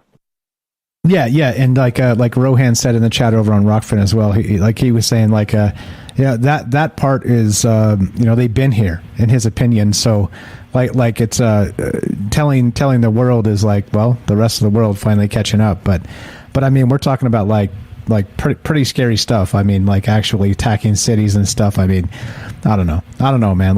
This is like I said, more of a fun. I kind of wanted to do flesh out sort of more. I was gonna fake it, do a War of the Worlds, and then interrupt my broadcast about something else, and then and I thought that would be cruel. I didn't want to do that. I didn't want to cause pandemonium, so I'm like, okay, let's just do this the right way and be honest about this and just talk. I'll be like, okay, look, guys, this is fake. Let's talk about this as if it was real. I don't know. It does make it like it got Michelle's attention, right? When I heard it first too, I was like, this sounds. The only thing I didn't like that sounded fishy to me was they said bogeys. The bogeys when they came into the atmosphere or something like that. That was like, I don't think they'd say that, but yeah, all right, whatever. That's the only thing. But it seemed pretty legitimate, didn't it? Yeah, it sounds pretty good, for something like that. Again, if they was to wait that long, man, that would suck. I'd be pissed off. Because, of course again, you don't even really understand what kind of weapons these people have, or, whatever these people have there. Just, man, that would just be like, I don't know. That a lot of people would commit suicide, and they wouldn't want to be around to do that. Older folks too. There are people that are like maybe disabled. People. There's some people do some crazy stuff. Or even join groups to do some crazy stuff like that. It's just to get out of the way. They don't want to have to deal with like even the aftermath of what would happen after that. Yeah. But again, I'm sorry. Go ahead. No, you're good. Good. Go right ahead. So yeah, Michelle was kind of like I was saying, if that was to happen, yeah, you would have people literally freaking out, man, because most of people would, but a lot of people, I believe, nowadays, with everything that's going on, the government saying that at least having some kind of a knowledge of, that they're something that's not of any, they're claiming that it's not any of ours, or right. Who knows what type of technology? But again, man, I don't know. For me to look at that, pre-military or post-military, I'm already hyped up anyway, man, because I don't know. I think I have PSD sometimes. I don't like people around me too much, or even around my back. But that type of stuff I would just instant click. One of the main things I'd probably hit to is a military base. If I don't know, they could probably, if they're planning. Hopefully they didn't plan as well, but yeah, underground would be the best thing to do, and then find ways that, to maybe find other people, groups, that would be the best thing. But yeah, I don't know. For one thing, one more thing too, with the whole with the Indian thing too, I wanted to bring up real quick, which is that they even have books on it, right? Like in Sanskrit. Called the Vimaka Shastra. It's a science of aeronautics, or the Shastra of the topic of Vimanas. And in there, they even tell you how to build these things, what they're made of, what they ran off of, the engine type, the levels where the people lived on. It's a pretty crazy thing. If anybody's checked that out, it's crazy, man. But yeah, man, for me, I don't know, like, if I'm looking at it through my eyes, I would say that they were not attacking us per se, but whatever else is here, because throughout history, man, it tells a different story. Like something else is here, that's around with this. And my story already, so, and then I kind of talked with Michelle about that. People really knew. If people really knew, and people talked about this too without, through the UFO, society that, they talk about it. They're already here. They already walk among us, man. They've been here. And like I said, my story, so that's what my thoughts are. So I don't know, man. Maybe they're not as scary as everybody think they might be, Yeah. Who knows? And I think that's the thing. Like, some people, like if you do listen to Stephen Greer, he says, "Oh, they're all benevolent. They're not here to harm us at all." But then, what do we know about people? Like there are some people that wouldn't harm you at all, but there are some people that would take advantage of every situation to harm you every chance they got. So like, just what we know about ourselves, and it may not be accurate, of course, extrapolating humanity onto the universe, but also, good and bad exists. And so, well, I don't know. What do you do? What do you do? Great stuff, Kelly. As always, you're on the game. I know you'd lock in, bro. You'd lock into that. I say the reptilian brain, and I know you don't like that term, but you'd be like, all right, I guess this is on. It's go time, and it would be go time. I'm the same, man. I'm not fearless. I'm not like that, but I'm also like, you know what? Like if the more time you spend stressing is the more time you aren't getting shit done that needs to be done. You know what I'm saying? That's what I would be like. If it happened right now in the middle of this show, I'd be like, all right, guys, got to go. Snap, gone. I'm out. Like, go. If I end the show like on half a sentence, there's a very good reason. Let's just say that. Let's just say that. But yeah, 100%. I appreciate that. Appreciate the thoughts. Appreciate the call. Tell Michelle I apologize for spooking her, because that is a creepy clip. I'm telling her I was going to give her shit because I thought, I'm going to tell Mike, man, that was hilarious. It sounded legit. It sounded pretty legit. Yeah, 100%. As always, you know the drill, man. You're welcome to stay. You're welcome to hang. You're welcome to bounce. Whatever you got to do, bro. Okay. Yeah. Okay. Can I just throw out one thing real quick? Sure. One more thing. Sure. Go ahead. Actually, I'm actually, I would say, kind of surprised and happy about. Is that now that, like, even now, especially with, like, movies and stuff like that, or even preparing, even from the 60s when they had, like, the first Star Trek, right? At least by doing something like that, you would kind of prepare the human mind for what might be out there, right? Because you never know. They're not all going to look human. So, and science or science fiction has done a lot of things to, kind of wrap your mind around. So, hopefully, if something does come, man, it's not as and they come in somewhat of that they come in peace. We can only tell in whatever, if that ever happens, and like really, like if something another species that came here, but who knows if that will even happen. So maybe it's something already owns it, but who knows, man. Yeah, but great talk, man. It was a good show, and you guys have a good night. I'll be here on the. Yeah, appreciate it. Kelly in Colorado, and apologies to Michelle for freaking you guys out. Let's do it one more time. Let's freak you guys out. But before we do it, I wanted to read some comments in the chat. What's up, guys? Robert says this. Robert says over on Rockfin, in preparation for the alien invasion, load up on McDonald's cheeseburgers. Those things last forever. Ronald adds, we should load up on fruitcake. It lasts forever too. Robert adds, yep, you got to have dessert. There it is. McDonald's cheeseburgers and fruitcake and cans of tuna, guys. Canned foods. All right, so I don't know. Like as we continue trucking here, I don't know the answers. This is again more of the we've talked about this in the past, sort of the idea of an alien invasion, right? How this might go down, but we now have this thing happening that literally just in the last 48 hours. This was again from LifeScience.com, published one day ago. An interstellar object exploded over Earth in 2014. Declassified government data reveal, and literally that's 8+ years later. And so, just like Kelly said as well, it's like, hey, look, if you got to the point where they're playing this on the radio and TV and saying, oh, we're under attack by an alien force, it's way too fucking late. And he's completely right. And so it's a perfect example of bureaucracy, red tape, getting in the way of things that people need to know. And that's not what governments are for. They're not to obfuscate things and play these FOIA games and all the rest of this shit they do, right? That's not what it's about. It's about, hey, look, like the people are the ones that fund the shit. The people are the government, but they've lost it. They've lost the plot somehow, and here we are. So anyway, we're talking about this again. So this is from Futurism.com. This happened in January of 2014. 8+ years ago. U.S. government confirms that interstellar object crashed into the Earth. Okay, well, again, this is from the last 48 hours as we're hearing this.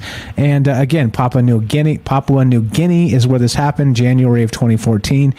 And we're hearing about it now. The conclusion itself isn't new, meaning that we have this idea of interstellar objects because we heard Oumuamua back in 2017. We talked about that ad nauseum on this show, like to the point where it became sort of a meme within a meme, because Todd would show OG Todd. I don't know where OG Todd's been, but he was the second guy in the chat ever when we first started Trouble Minds. But he'd show up every night and be like, "Oh God, you guys are talking about Oumuamua again, right?" It was like that. It was like that. It was like, okay, the first interstellar object is exciting. This is 2018, because that's when we started the show, just after that. It's that first year, right? But then we have this. We come to find out in 2014, we knew this. The government knew an interstellar object actually hit the Earth. And it was small, 1.5 feet across or something, right? But still, if it's innocuous like this and there's really nothing to really fret about national security wise, why are we finally now getting the information? It doesn't make any sense, does it? It just doesn't make any damn sense. And this is what pisses me off.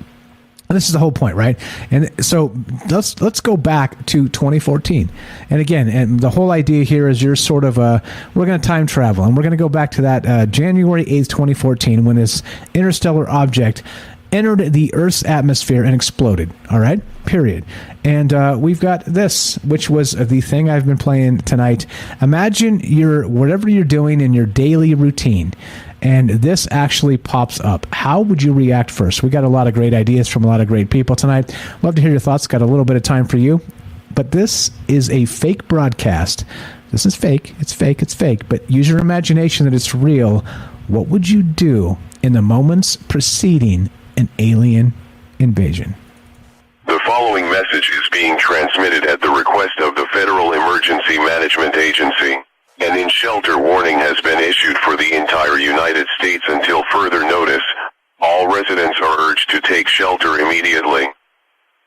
The bogies that were spotted on Strategic Air Command radar are now confirmed hostile extraterrestrial aircraft and have begun a major attack on multiple U.S. cities. Cities that have received the most damage so far include the cities of Los Angeles, New York City, Boston, Miami, Detroit, and Dallas. If you live within these cities or within 1,000 miles, take shelter immediately. Gather enough supplies to last for at least 14 days, such as a first aid kit, perishable food items, MREs, flashlights, a battery-powered radio, and water. Do not leave your shelter for any reason until the all-clear has been given. More cities are expected to be attacked within the next 12 hours. The President has put the military at DEFCON 5 and has scrambled military aircraft to attack these extraterrestrial aircraft.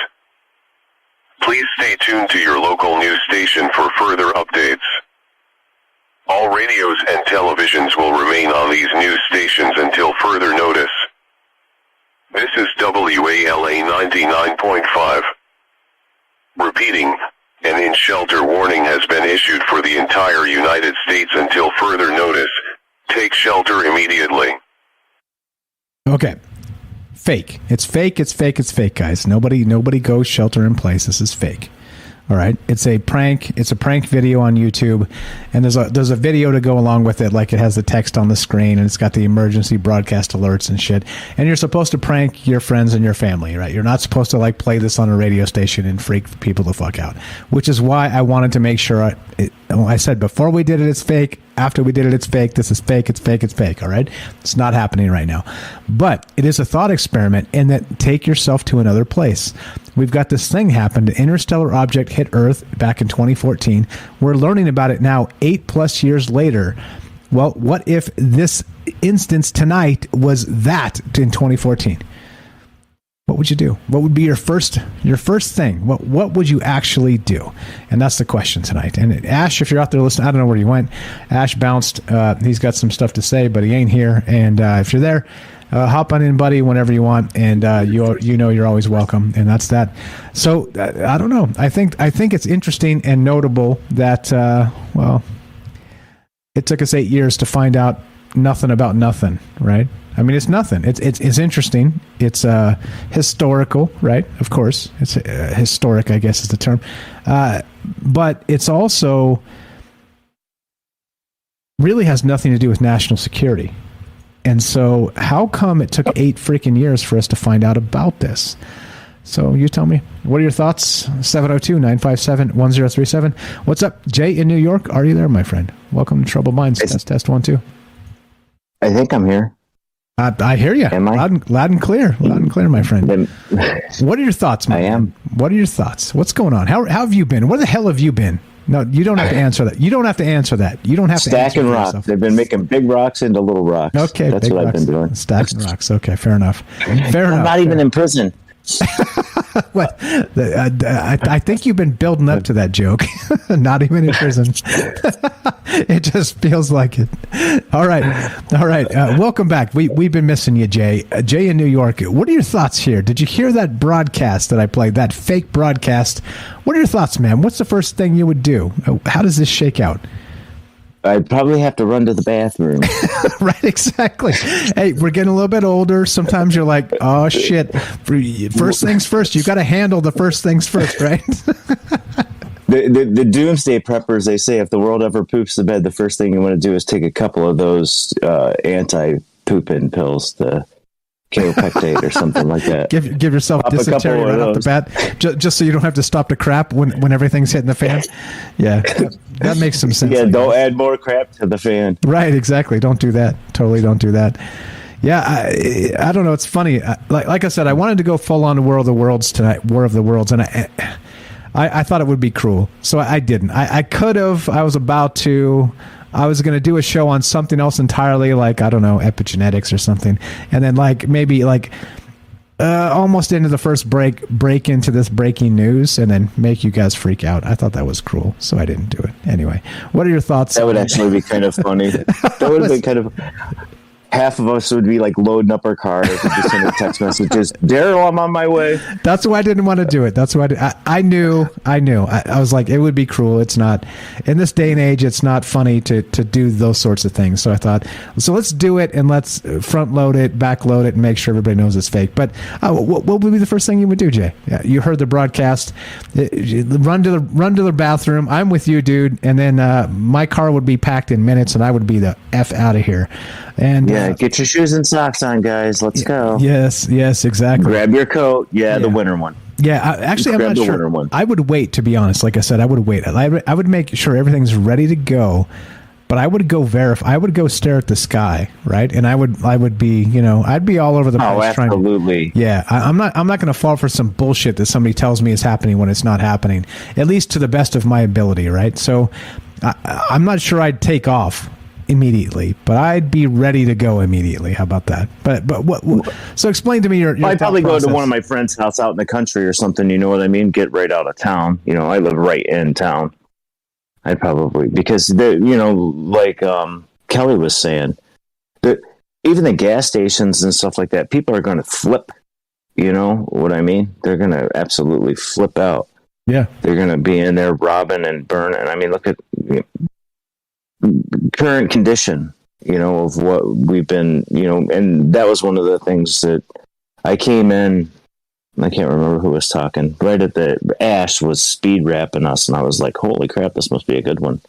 Ash has got a lot of stuff to say, but really, I think that people would freak out totally about it, and it would come to a thing where you didn't want to be around that. If you lived in a highly populated area, I would, go to the campground for the weekend, watch the sky, bring your binoculars, see what's going on, bring some stuff, hide would be I think the best thing to do would be to hide,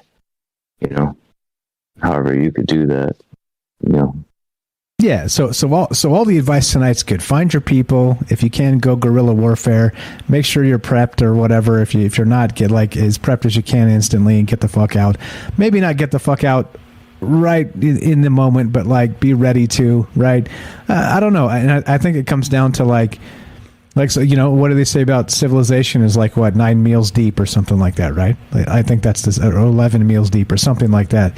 And then if you can't feed people next week because everything is shut down or the local militias have taken over the grocery stores, then it's fuck city anyway, isn't it? Who made the comment? I think the famous Liam Martin made the comment over on Rockfin. Well, at least if it comes down to cannibalism, at least we have each other. That's what he said. Which, of course, is a dark joke, but that's funny. It is funny. It's a dark funny. It's a dark funny, but it is funny. Herbs only take 3 to 4 days to germinate and start growing, so at least you can season us up. There you go. There you go. Yeah. I don't know. What are your additional thoughts? What else you got for us, my man? I just, there's no way they could do that. If it came out like, you know how they did the thing with the telephones where the emergency alert can go off on the phones? I don't know if anyone else has ever had that. Ours do it all the time for thunderstorms and stuff. But if that came across my phone, I mean, in all honesty, I would probably be packing up the car and headed for, I know I've built a lot of cabins around here, Mike. I know quite a few places that are a lot better than where if I got a shelter in place for 2 weeks, I don't want to be in the hood, That would be my thing. And then how would you compete or even deal with something like that? If it came to that point, damn well, like Kelly said, it's too late. I agree with him. Your phone, exactly. Can you imagine? Like you find out in the moment the shit's going down. It's too late. It's far too late. He's right. He's completely right. Like we should have known. And by the way, at least you should give us 2 seconds. I got to go, guys. Right now, there's an alien invasion. I'm out of here. You should at least tell something like goodbye. Something. Stream's over. Like I said, hey, if I cut the stream and I'm fucking out of here, I'm not kidding. I may not be right, and I may have been fooled by some bullshit propaganda, but I'm not kidding. So, yeah, that's what it would be. And that's why I wanted to make sure. I don't want to freak anybody out, but I'm sure maybe I did, but it's okay. It's kind of good to kind of snap yourself out of that comfort zone and wonder what the fuck may happen in those cases. I don't know. But again, right, so if you go outside of the city and you get to cabins or whatnot, it's still right. Like let's say the full on like alien wars going on in the cities or something. What's next? I mean, they'd come for you next anyway, right? So it's just time. It's like you're buying a little bit of time, trying to get your next. Yeah, I mean, what do? I mean, you throw down your cell phone and all your technology and everything else like that, because I'm sure that's going to be they're smart enough to travel interstellarly. They're probably smart enough to pick up a cell phone signal. Yeah. Oh, there's one we missed. Yeah, exactly. They're, imagine that. They're like, oh, nice of them to geolocate themselves for us. That was a joke, a tinfoil hat in that bar that I tell you stories about every once in a while. Is the reason why they started giving phones out to everyone is because it was an agreement with the aliens that those would be the people they picked up first, were all the people walking around with the government phones. Ooh. It was just, it was a weird, it was like, why would they possibly do? And I'm telling you, the aliens are coming. They're going to use their phones to pick us up. They want to know where every person is. Let's give everybody a phone.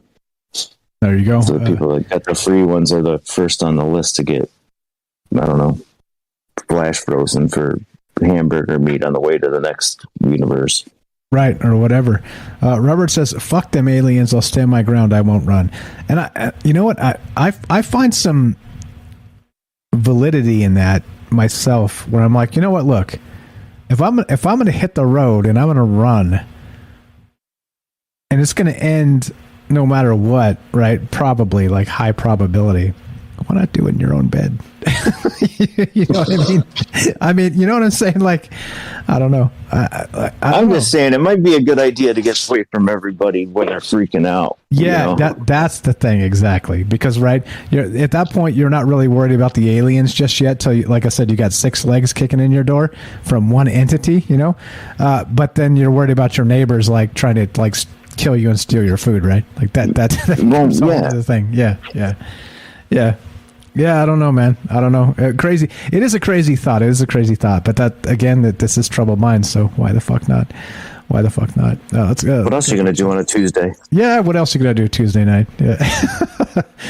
Bourbon, straight bourbon, says why music. Maybe juice vodka, says Rob. Yeah, I like Daryl's take. She's like, you know what? I'm going straight for like the pills or the booze.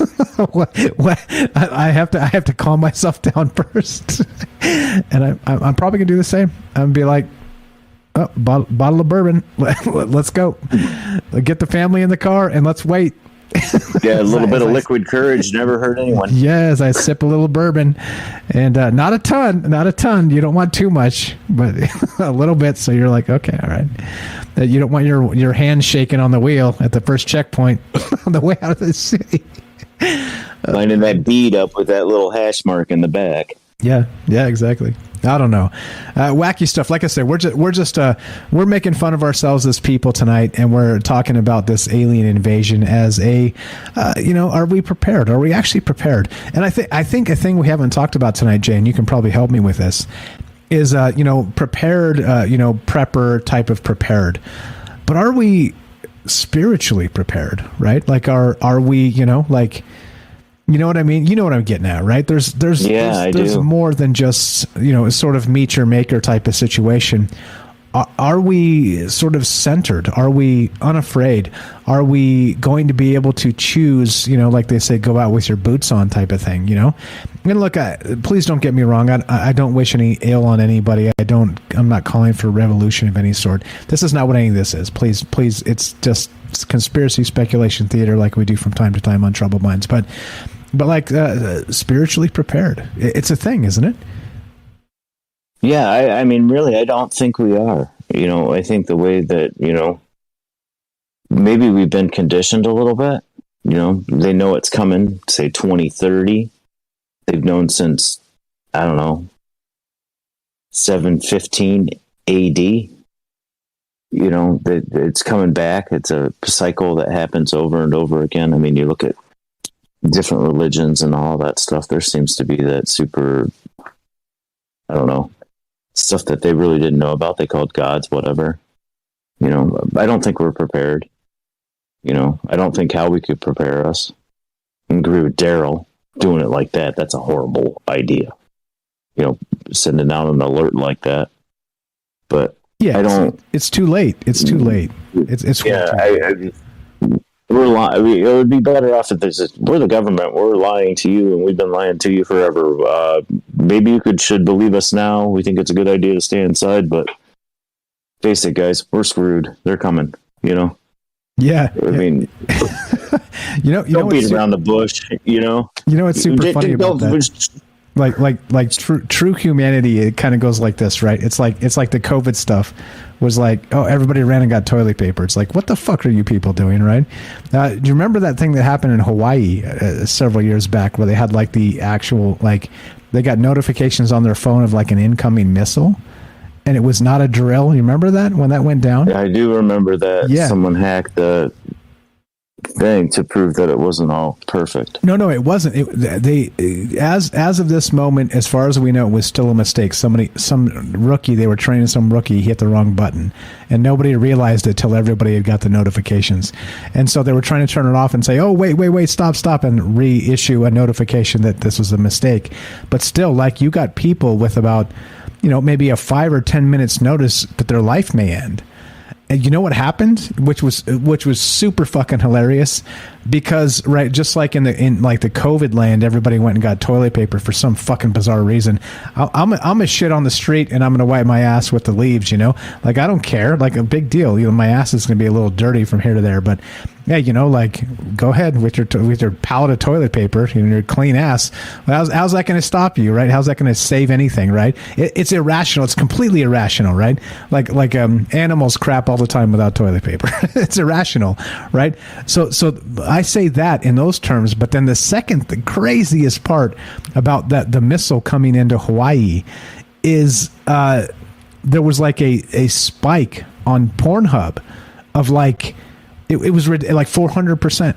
Or something like that. So I'm going to check out some porn and watch the world in. Yeah, right. So I mean it. We did a show on it. That's how I know. I was like, what the fuck? And it was in the aftermath of that situation, right? Like people had maybe minutes, and some people were like, I'm gonna get off one more time. I'm gonna get off one more time, or whatever, right? I mean, that's humanity, and that's why when we talk about this stuff, it's sort of it is tongue in cheek. It's making fun of ourselves as people, but it's also like we're locked into a human condition, and a lot of people are, I don't know, like not not spiritually ready. I don't know. Back to that. I think that's a good segue to get kind of right back into that. What do you think? I don't know. I mean, I think individually, spiritually, there's probably lots of people that are probably ready for it, you know? Like the people that we talk to till the wee hours of the morning here. I think those people could probably process the feeling and move on about what's going on if something like that happened, you know? But then again, I think there's an awful lot of people that would, you know, you're going to have the people that panic and run, you know, buy the toilet paper and all the water and fill up all the gas and all that too.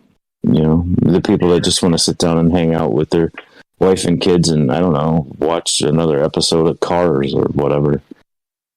You know, how do you want to see it? You know, my parents are in the military and stuff like that. And my dad said, if there's ever a nuclear blast, do you want to survive? Or would you rather just be one of the people that just went in the, like, do you want to be panic and run, or do you want to be the people living in New York City when the first, hey, this is a fight comes out, you know?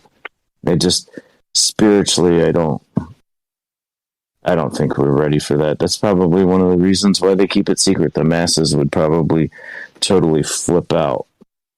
I think so. The whole backside of the moon is a star base, and we just made all those guys mad. They've been here since the beginning of time, and they're coming down to fire and brimstone.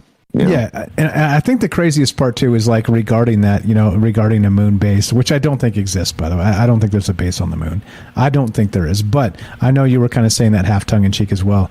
The reason why people believe those things is because, for exactly this instance, like we're talking tonight about this, the first interstellar object that ever smacked into the Earth, recorded by humankind as far as we're aware, it took them 8 years to give us the information that happened.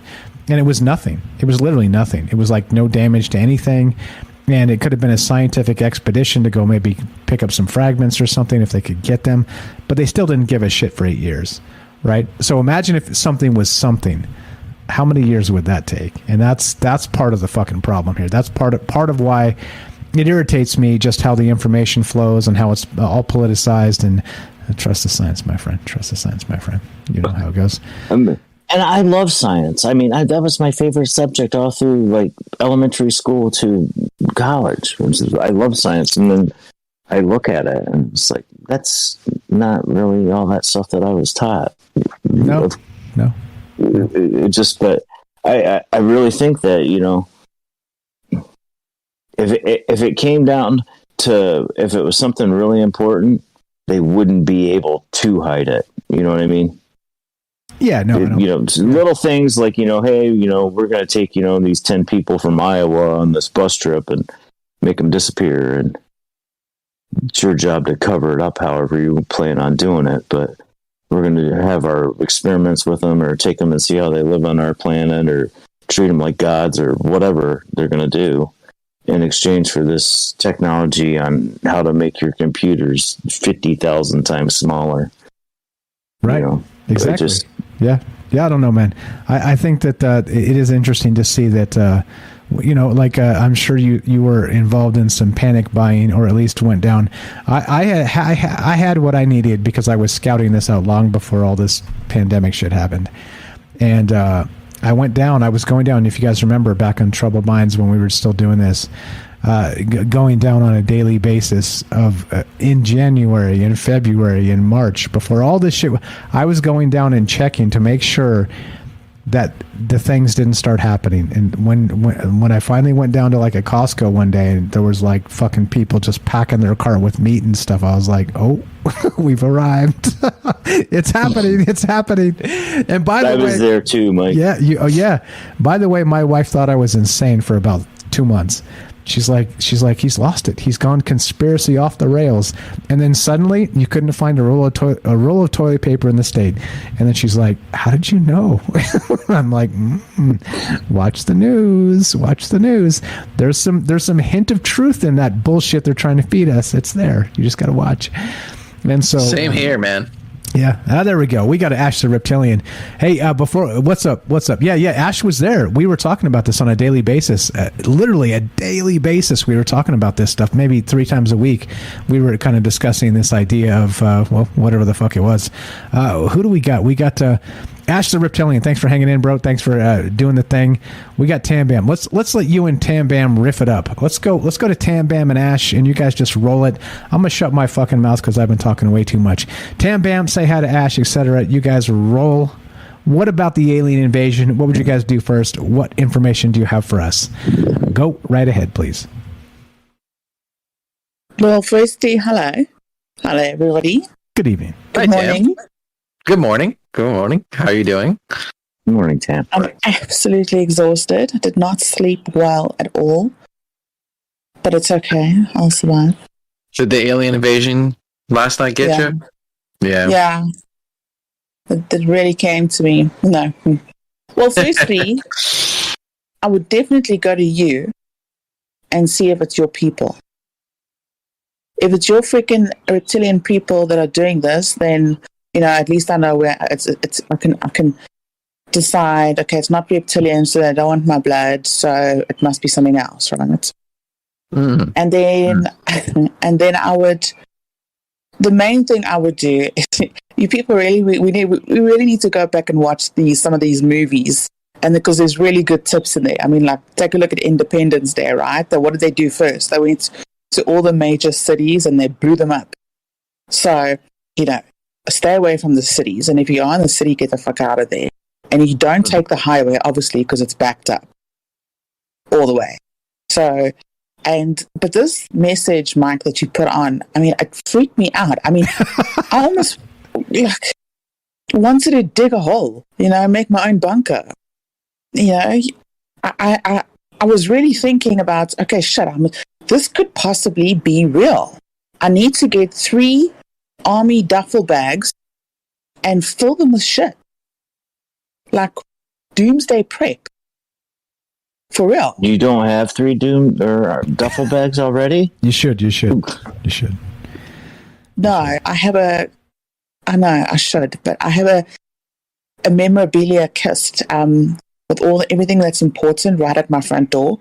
So if any shit had to go down, like I have to take the kist. I didn't think, you don't think of these things. If I'm sitting here thinking that's a stupid fucking idea because the kist weighs like 50 kilos, that's stupid. How am I going to carry that shit?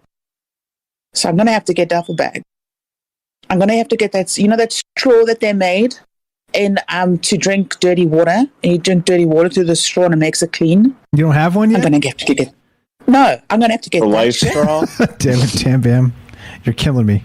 You're killing me, bro. I'm going to have to get, exactly. I'm going to have to find some like military place where they have military food that lasts forever. Because you can't carry cans. Like, how many cans can you carry, right? Rice is an awesome one, Tam, because it lasts indefinitely. Right. Rice is... And dehydrated fucking everything, And then I was thinking, how are you going to drive? Because everyone's going to go to the gas station. So you're going to have to get a hybrid car. Then you're going to have to pack extra gas. And then I'm thinking, okay, but where? You just got to have a full tank, Tam. Keep a full tank at all times, and then that way you're ahead of the game. Everybody's running to the gas station, you're out of town. There you go. Just keep the full tank. Yeah.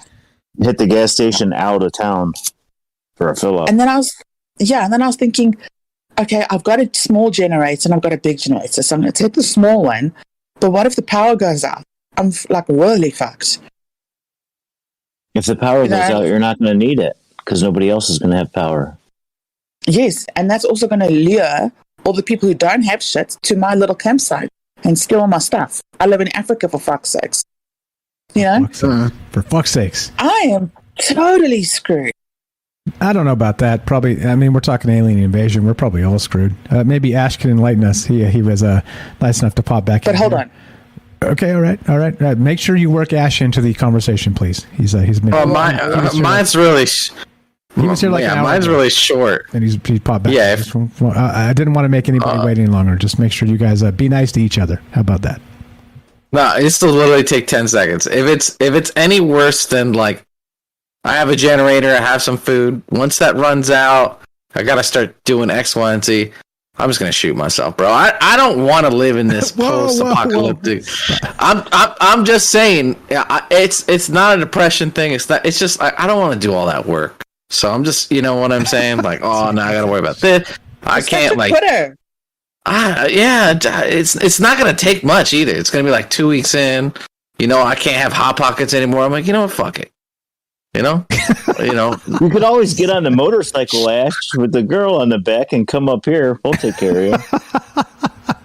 See, it's too far away. It's too far, Jay. You know, I gotta load it up, and it just, you know what? No, you need nothing. We got it all. I'm listening. Tam is planning everything out. She's smart. She's articulate. She's like, I gotta do that. I'm like, man, that's a lot of work. Just, you know what? Just fucking. I'm telling you. I'm super lazy. Like, I'm going to get my iPod or MP3 player and download, what's his name, Bear Grylls videos to see how to fucking survive, how to eat bugs, which berry, you know? Like, it's for real. It's not a joke. What if it really happened? I'm serious. I'm kind of having minor heart palpitations. No, don't do that. Don't do that. But do be mildly prepared just in case, because you never know. Robert adds this: always wear clean underwear. You never know when a nuclear missile might launch into your neighborhood. And clean underwear. You don't want to go out with dirty underwear. No, don't do that. Don't do that. The only thing most people don't know is when you go out, you have dirty underwear. Listen, when you go to hospital, they cut it off anyway. I mean, you're not going to care. Okay, all right. The famous. But when you die, you get dirty. One of the first things you do when you die is you get dirty underwear. Yeah, because God forbid we don't live for the eternity with dirty underwear. The famous Lee Martin says New York is the best place to be. 11th hour superheroes always turn up in New York. So there you go. Maybe maybe you go. I'll find Thor. Yeah. Anyway, what's up? They live in a mansion way out in the woods too. Yeah. I don't know. Is it learning their identity? Stop. Yeah. All right. Tam and go ahead, Tam. Back to you. And again, Ash, you guys roll this. I'm gonna shut my mouth and we'll. Jay, you got a J Tro for us tonight? I do. It's in there. All right. Go ahead, Tam. Bam. But that was like my whole thing. Just, you know, it kind of did give me perspective. You know, because I live in this, my work is really all about making things pretty and being pretty and really just all the delicate, wonderful things of fake life, right? That's my career. And I had to really listen to that message, take a step back and realize all that shit's going to really blow up in my face. So I got to make an alternative plan. Spiritually, I'm set, because if shit goes down, I'm going straight to heaven one way, okay? And if anyone needs a lift, I'll come fetch you. But I'm scared. I'm a little scared. I mean, because, you know, let's just be real. It's not as if it's like a far-fetched idea. It's not. This could be an alternative situation that could happen in the future, the near future. Who knows? So I feel doomsday prepping in duffel bags is essential. And bring photos of memories. For real. Now, here's a question, Tam. Do you think, you know, okay, so there's kind of like two great mysteries. The aliens and the relationship the government has with all the different aliens. If they are true, if they're not true. What do you think? Do you think what is it most likely? That it's if there's an invasion, that it's the military? Or that it's actually aliens? Like, do you think which one's worse? Which one's worse? I guess from the research you've done. Okay, so if it's with the government, then I think we're totally screwed, because obviously we know that they're going to go to Camp David or wherever their stuff is and bring all the important air quote people there with zero knowledge about everything on the earth that is really relevant. And we us lower people, the muggles, will be worth nothing. We know this because we live like this already. If it is a separate alien invasion, I would have to touch them to make sure it's real. because Project Bluebeam is like, listen, we talked about it for how long? It's been going on for how long? The holographics, things that are happening, it's so real. I can't explain it. I don't know. I think either way we're fucked. It depends on the mentality of the alien race that it's invading. Are they here to harm, heal, preserve, nurture? I did put a comment in Rockfin saying, I don't know if anyone's watched the cartoon or Home with the little alien Boov. Yep. Okay, so they come and invade the Earth, but they take everyone, all the humans to, I think it's Australia, and call it Happy Humans Town. And if I can envision any kind of invasion, I would hope that would be the situation. Take us to Happy Humans Town and do what you need to do with the rest of the Earth, and then let us be. Right. I've heard kind of like both sides where, some people are saying the aliens are all bad and they're in some sort of like secret chess game against the extraterrestrial presence. I've heard that they're all love and light, and that that the government is just trying to stay in control. I heard that I heard this one where when the aliens do invade, when they do make their move, a lot of people are going to be moved off planet, and only certain people are going to be left to stay. I've heard all kinds of stuff. I don't know if you've heard any of those. I've heard it all. Yeah. Yeah. It for me, it really depends on which side of the bed the aliens wake up. If they're in a good mood, bad mood, their temperaments, their purpose.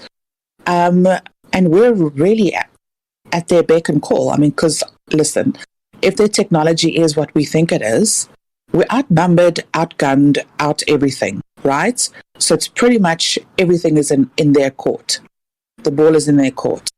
So we're just going to have to hope and pray that they're there to preserve, to nurture, and to upgrade our civilization more than enslave us than anything else. So, yeah. Yeah. Let's hope, right? Matt, this is funny. Matt, to go with the clean underwear comment, Matt in California says, make sure you have clean clothes. That's what you're going to wear as forever, as a ghost or zombie. There you go. Why do ghosts wear clothes? Anyway. I have some goldfish. I have like a little koi pond.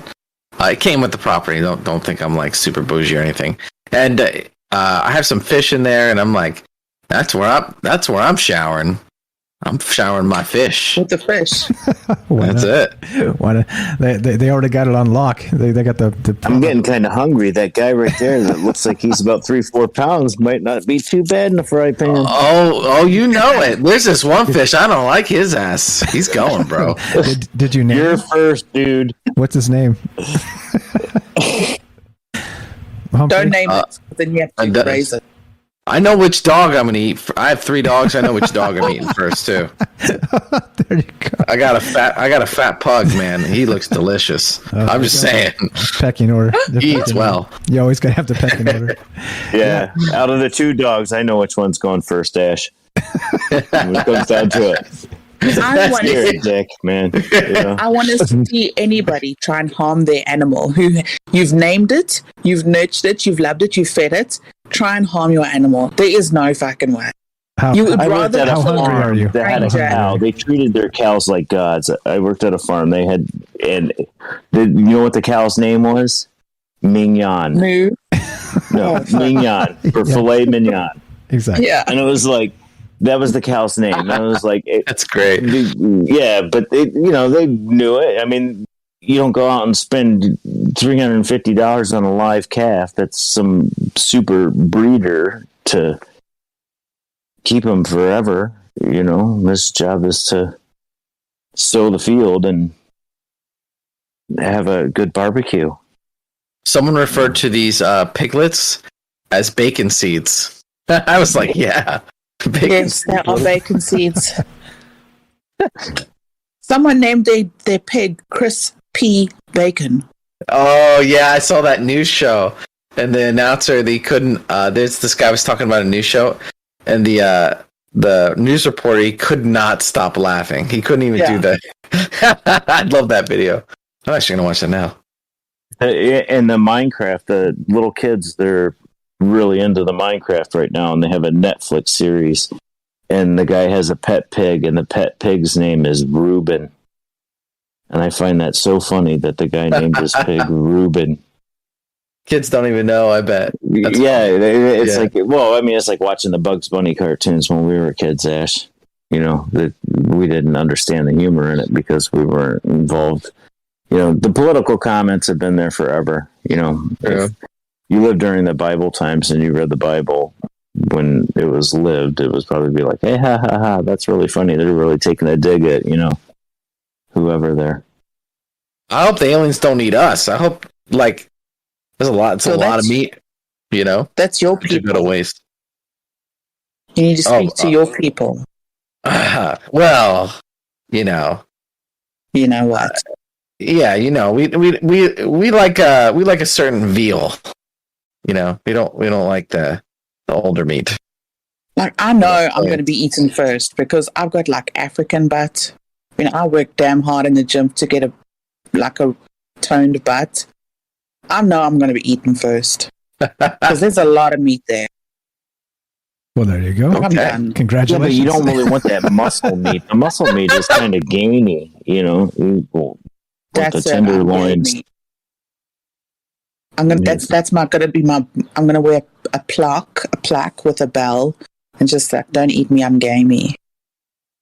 And that's there you just go. it. Yeah, I don't know. Alien invasion, you know, it's there was a time where it kind of kept me up at night because I read some stuff. I kind of want to really talk about it, but it's like it's you know, of all the ghouls and the goblins and all this kind of stuff, the paranormal stuff and all these kind of creepy stories that keep you up at night. The aliens is that one thing where you wake up in the middle of the night and you're like, ah, shit, it's real. You know? No, it's like, there's not going to be like a werewolf at the foot of your bed, right? Like, that's just all fun and games. And maybe you might, a ghost might move something around the room. But the aliens thing has always been the kind of the scary thing for me. And it's yeah, so an invasion would be like the ultimate, fuck. And there's so many movies about it, too. If you've ever seen Skyline, that's a creepy one. So there's a lot of movies about it. Independence Day. For some reason, I can only think of two. But, well, the War of the Worlds. Look what the War of the Worlds did, you know, back in the day. Well, that was like 30s, wasn't it? Oh, yeah, that's a classic. Well, I have the record, the live broadcast on record. We used to play it on Halloween when we were giving out trick-or-treat candy. Is that the one that freaked everyone out because they thought it was real? Yeah, they flipped out. Yeah. H.G. Wells, I'm pretty sure it was H.G. Wells. H.G. Wells wrote War of the Worlds, and they did like a shortened down version of it. It was a radio broadcast of it, and people flipped the hell out. You know? Almost kind of like, you know, really think about it, you know. Mike's probably reaching, you know, quite a few people. If he came out and said something like that at the very beginning of his show, listen, guys, I got to tell you, I found this. I just found it right now. This is coming out. This is an emergency alert. It's coming out in Brazil, blah, blah, blah, blah, blah. You know, played it up really good and stuff like that. How fast would we tweet that? Call our cousins up and be like, you got to listen to that show I talk to you about all the time. Shit is hitting the fan right now. You know, to be fair, I almost did that. I almost did that today. You know how many views you would have gotten out of the Millizer clan? Yeah. Holy crap. Dad, you got to listen right now. I knew Turn it on. It was a dick move, so I wasn't going to pull the dick move. But yeah, I considered it. They all would have thought it was funny. I considered it. Well, they would have been super pissed at you for a while, too. So better to be like, yeah, your guy's funny. Yeah, better to tell the truth up front and then just be like, consider this instead. Consider, if you will, the old Rod Sterling thing. What else you got? What else you got, Ash? Well, we got you here, and back to Tam Bam after that, and let's wrap this up. Ash, the reptilian from Mars. No, right, exactly. I think that with the aliens, invasion, all this stuff, I think the part, the most important thing, the biggest part, and I kind of said this earlier, is not knowing, not knowing what's going on. And should we trust our governments if they are in contact with aliens, which it seems like they are? What are they doing? Do we really trust them to manage those relationships? And if there is an invasion or the aliens get pissed off at us, is it the government? Did they mess it up? So long story short, we need disclosure, and that's kind of like my goal. So on my channel, just to plug one last time here, I'm Astro Reptilian from Mars. I'm going to be featuring a lot of kind of updates on disclosure and stuff, and I'd love to come back and co-host a few of those. But I think once disclosure happens, it'll they say disclosure's already happened behind closed doors with Congress and stuff.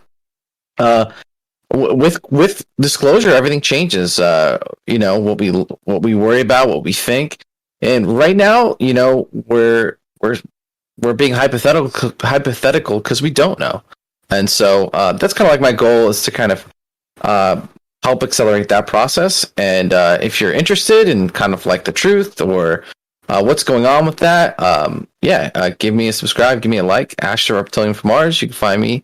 And I always appreciate being on the show, talking to you guys, Tam, Jay, Kelly. All you guys are really great. And that's kind of it.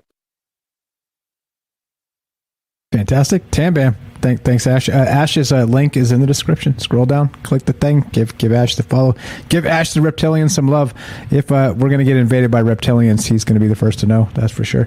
Go ahead, Tam Bam. I just like prep.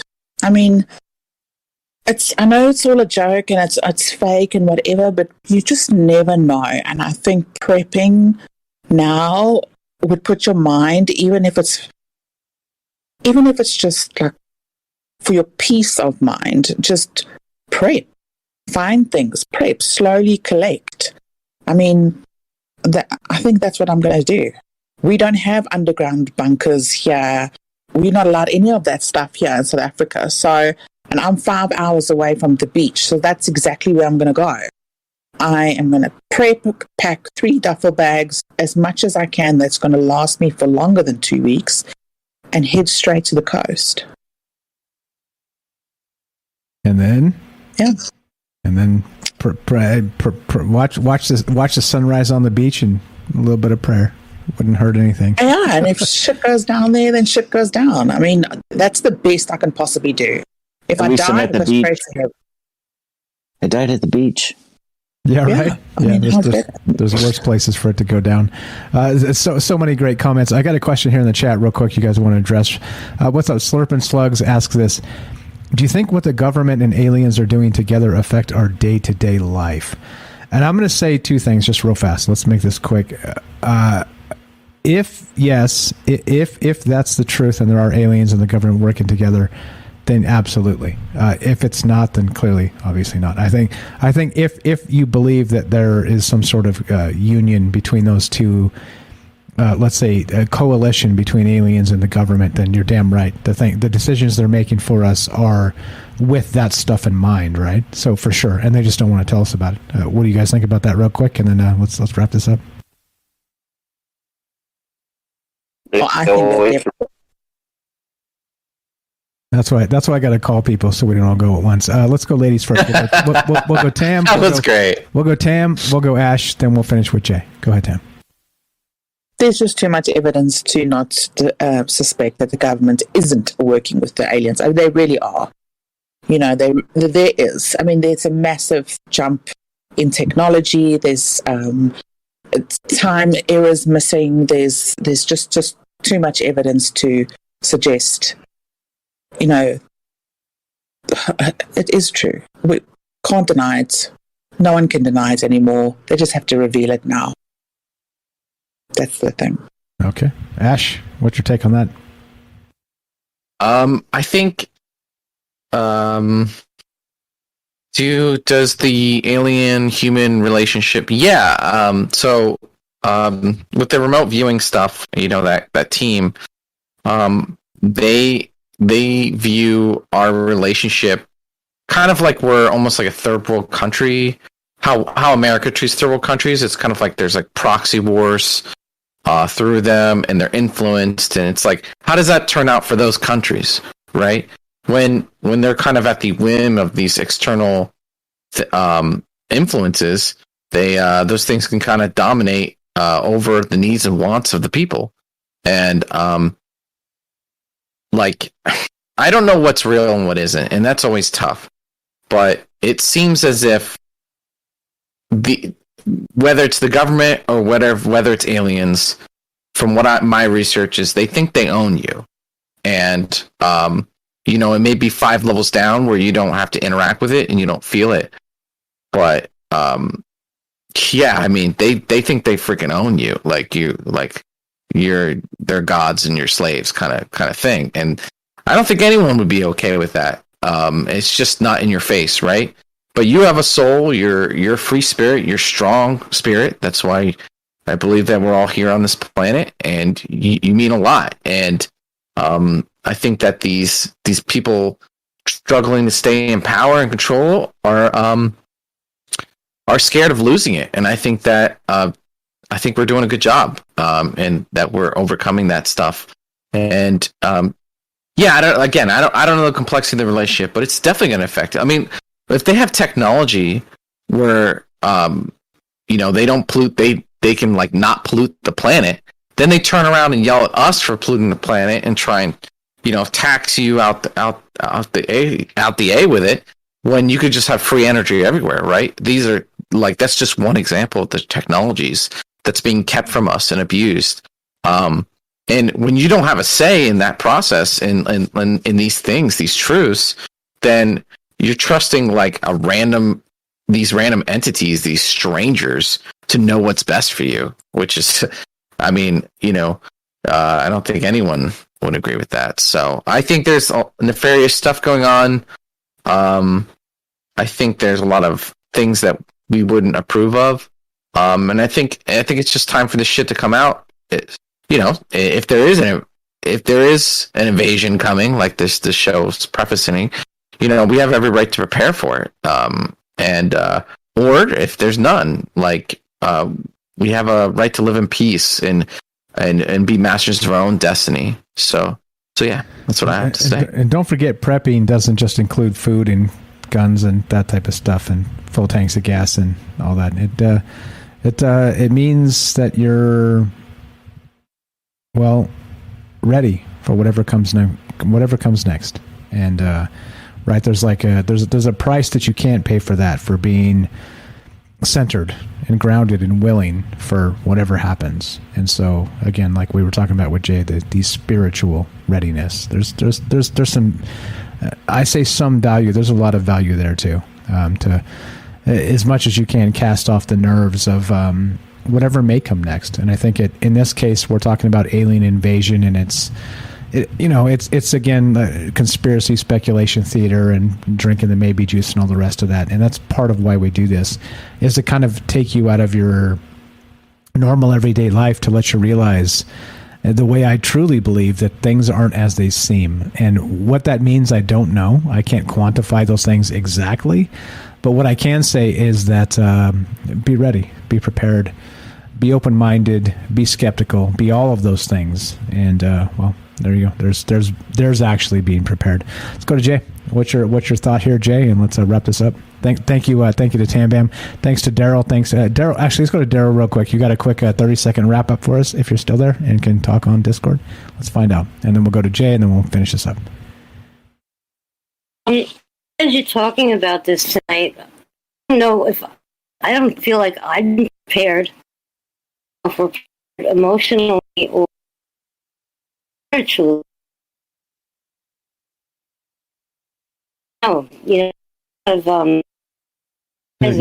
You're cutting out again, Daryl. You're cutting out again.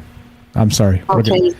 we're gonna have to hear this offline. We got to get your Discord fixed, whatever's going on with this, because you've been fantastic, but right now you're just like every other word is cut. So I'm gonna take that as you're not prepared emotionally, and we'll go with that. Right? We'll go with that. Thank you, Daryl. Appreciate it. Let's go to Kelly then, real quick, and then let's go back to Jay. Kelly, you there? Yeah, I'm here. What you got, brother? 30 seconds, and let's go to Jay and wrap this up. Just wanted to add to that, there's a lot of books, people want to talk about preparedness, and it's not even like for preparedness.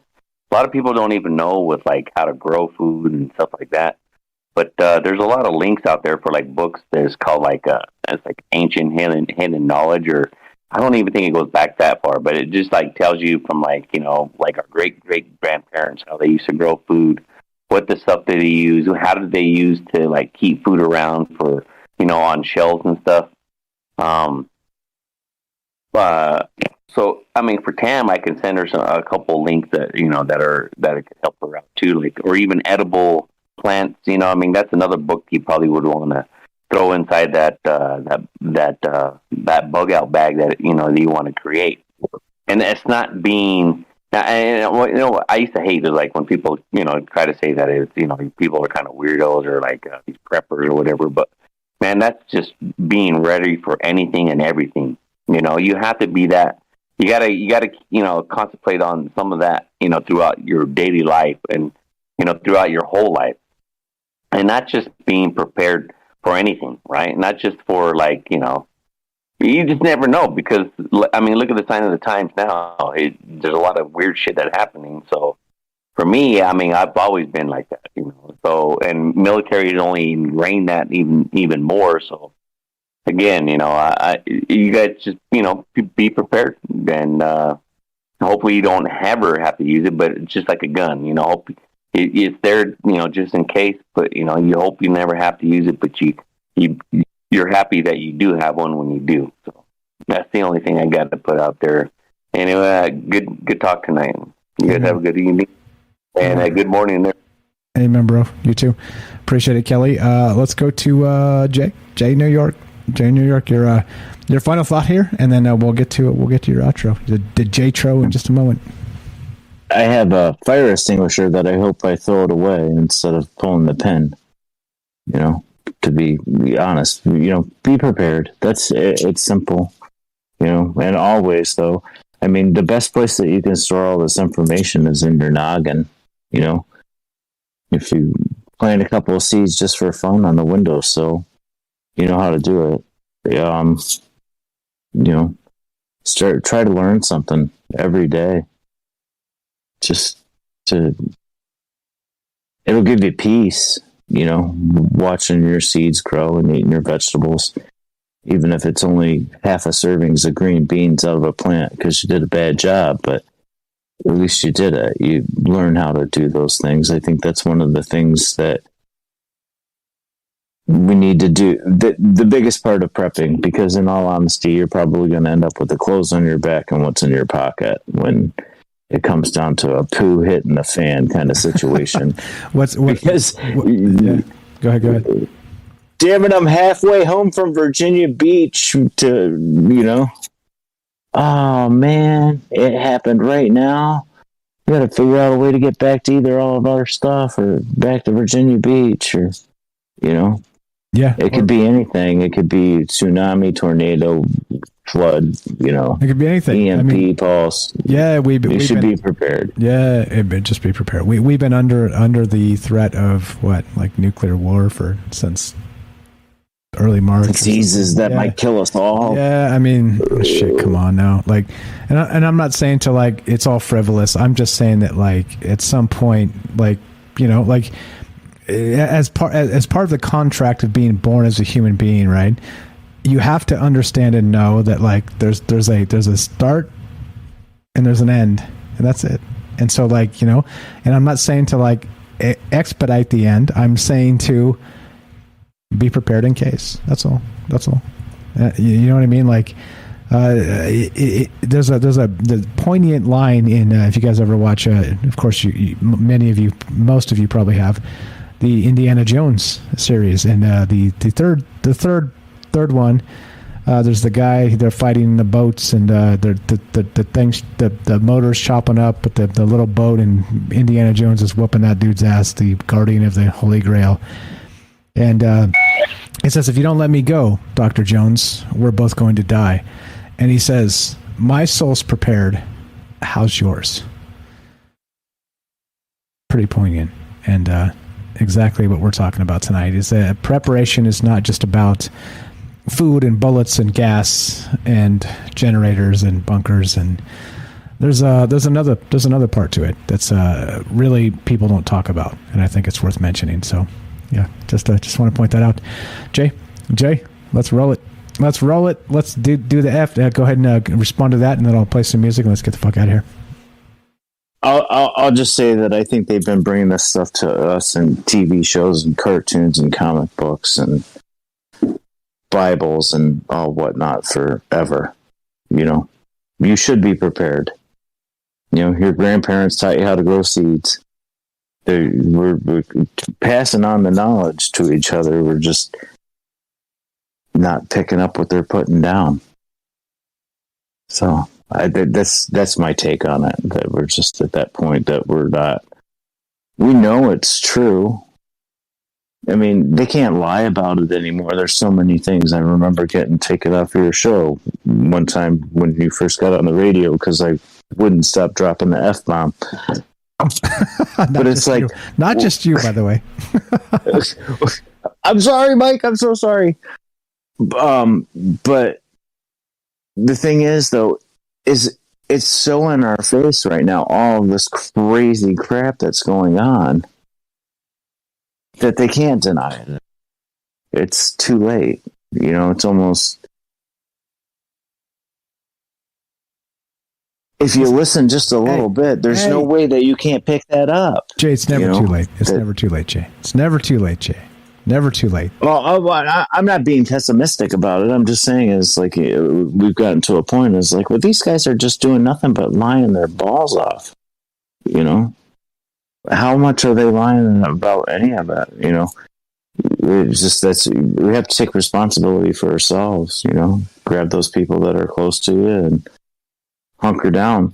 In all honesty, I don't really think that probably would even affect our daily lives. You know, the aliens come in, they're going to want a thing, they're going to take a bunch of us for meat, or they're going to take a bunch of our natural resources or anything. I'm probably still going to have to go to work tomorrow and stack up stones on the side of that house, man. It's one boss or another. That's super hilarious. Real quick, Nathan on Rockfin, what's up, buddy? I see there, says the invasion is spiritual and individual and has always been here. They need universal permission. The government is completely consumed. The invasion has always been here and now. And there you go. There you go. For your reptilian overlords, Jay, just keep stacking the bricks because they may not allow 15-minute breaks.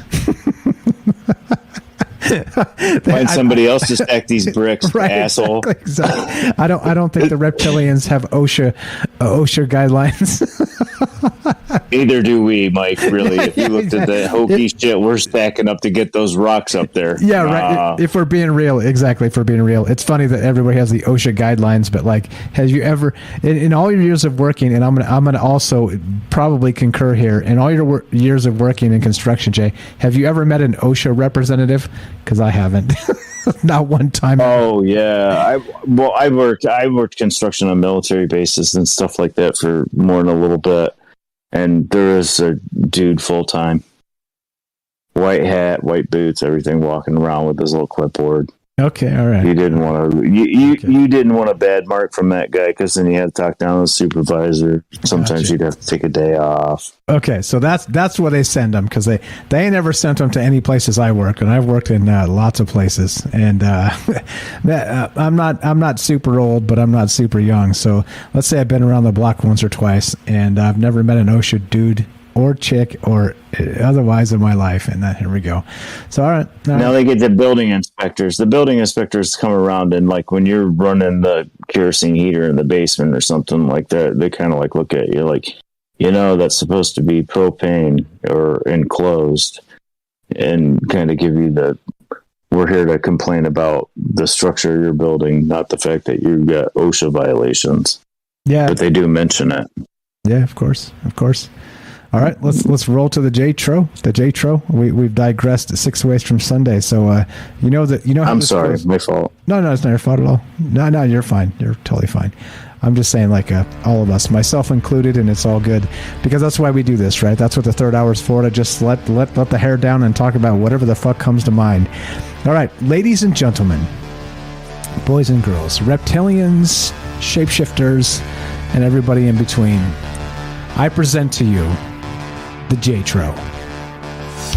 That's awesome, Mike. Thank you. Did the bass drop? Yes, it did. I timed it perfectly. When I ended, it dropped. Hey, look. Oh. Go right ahead. Damn it.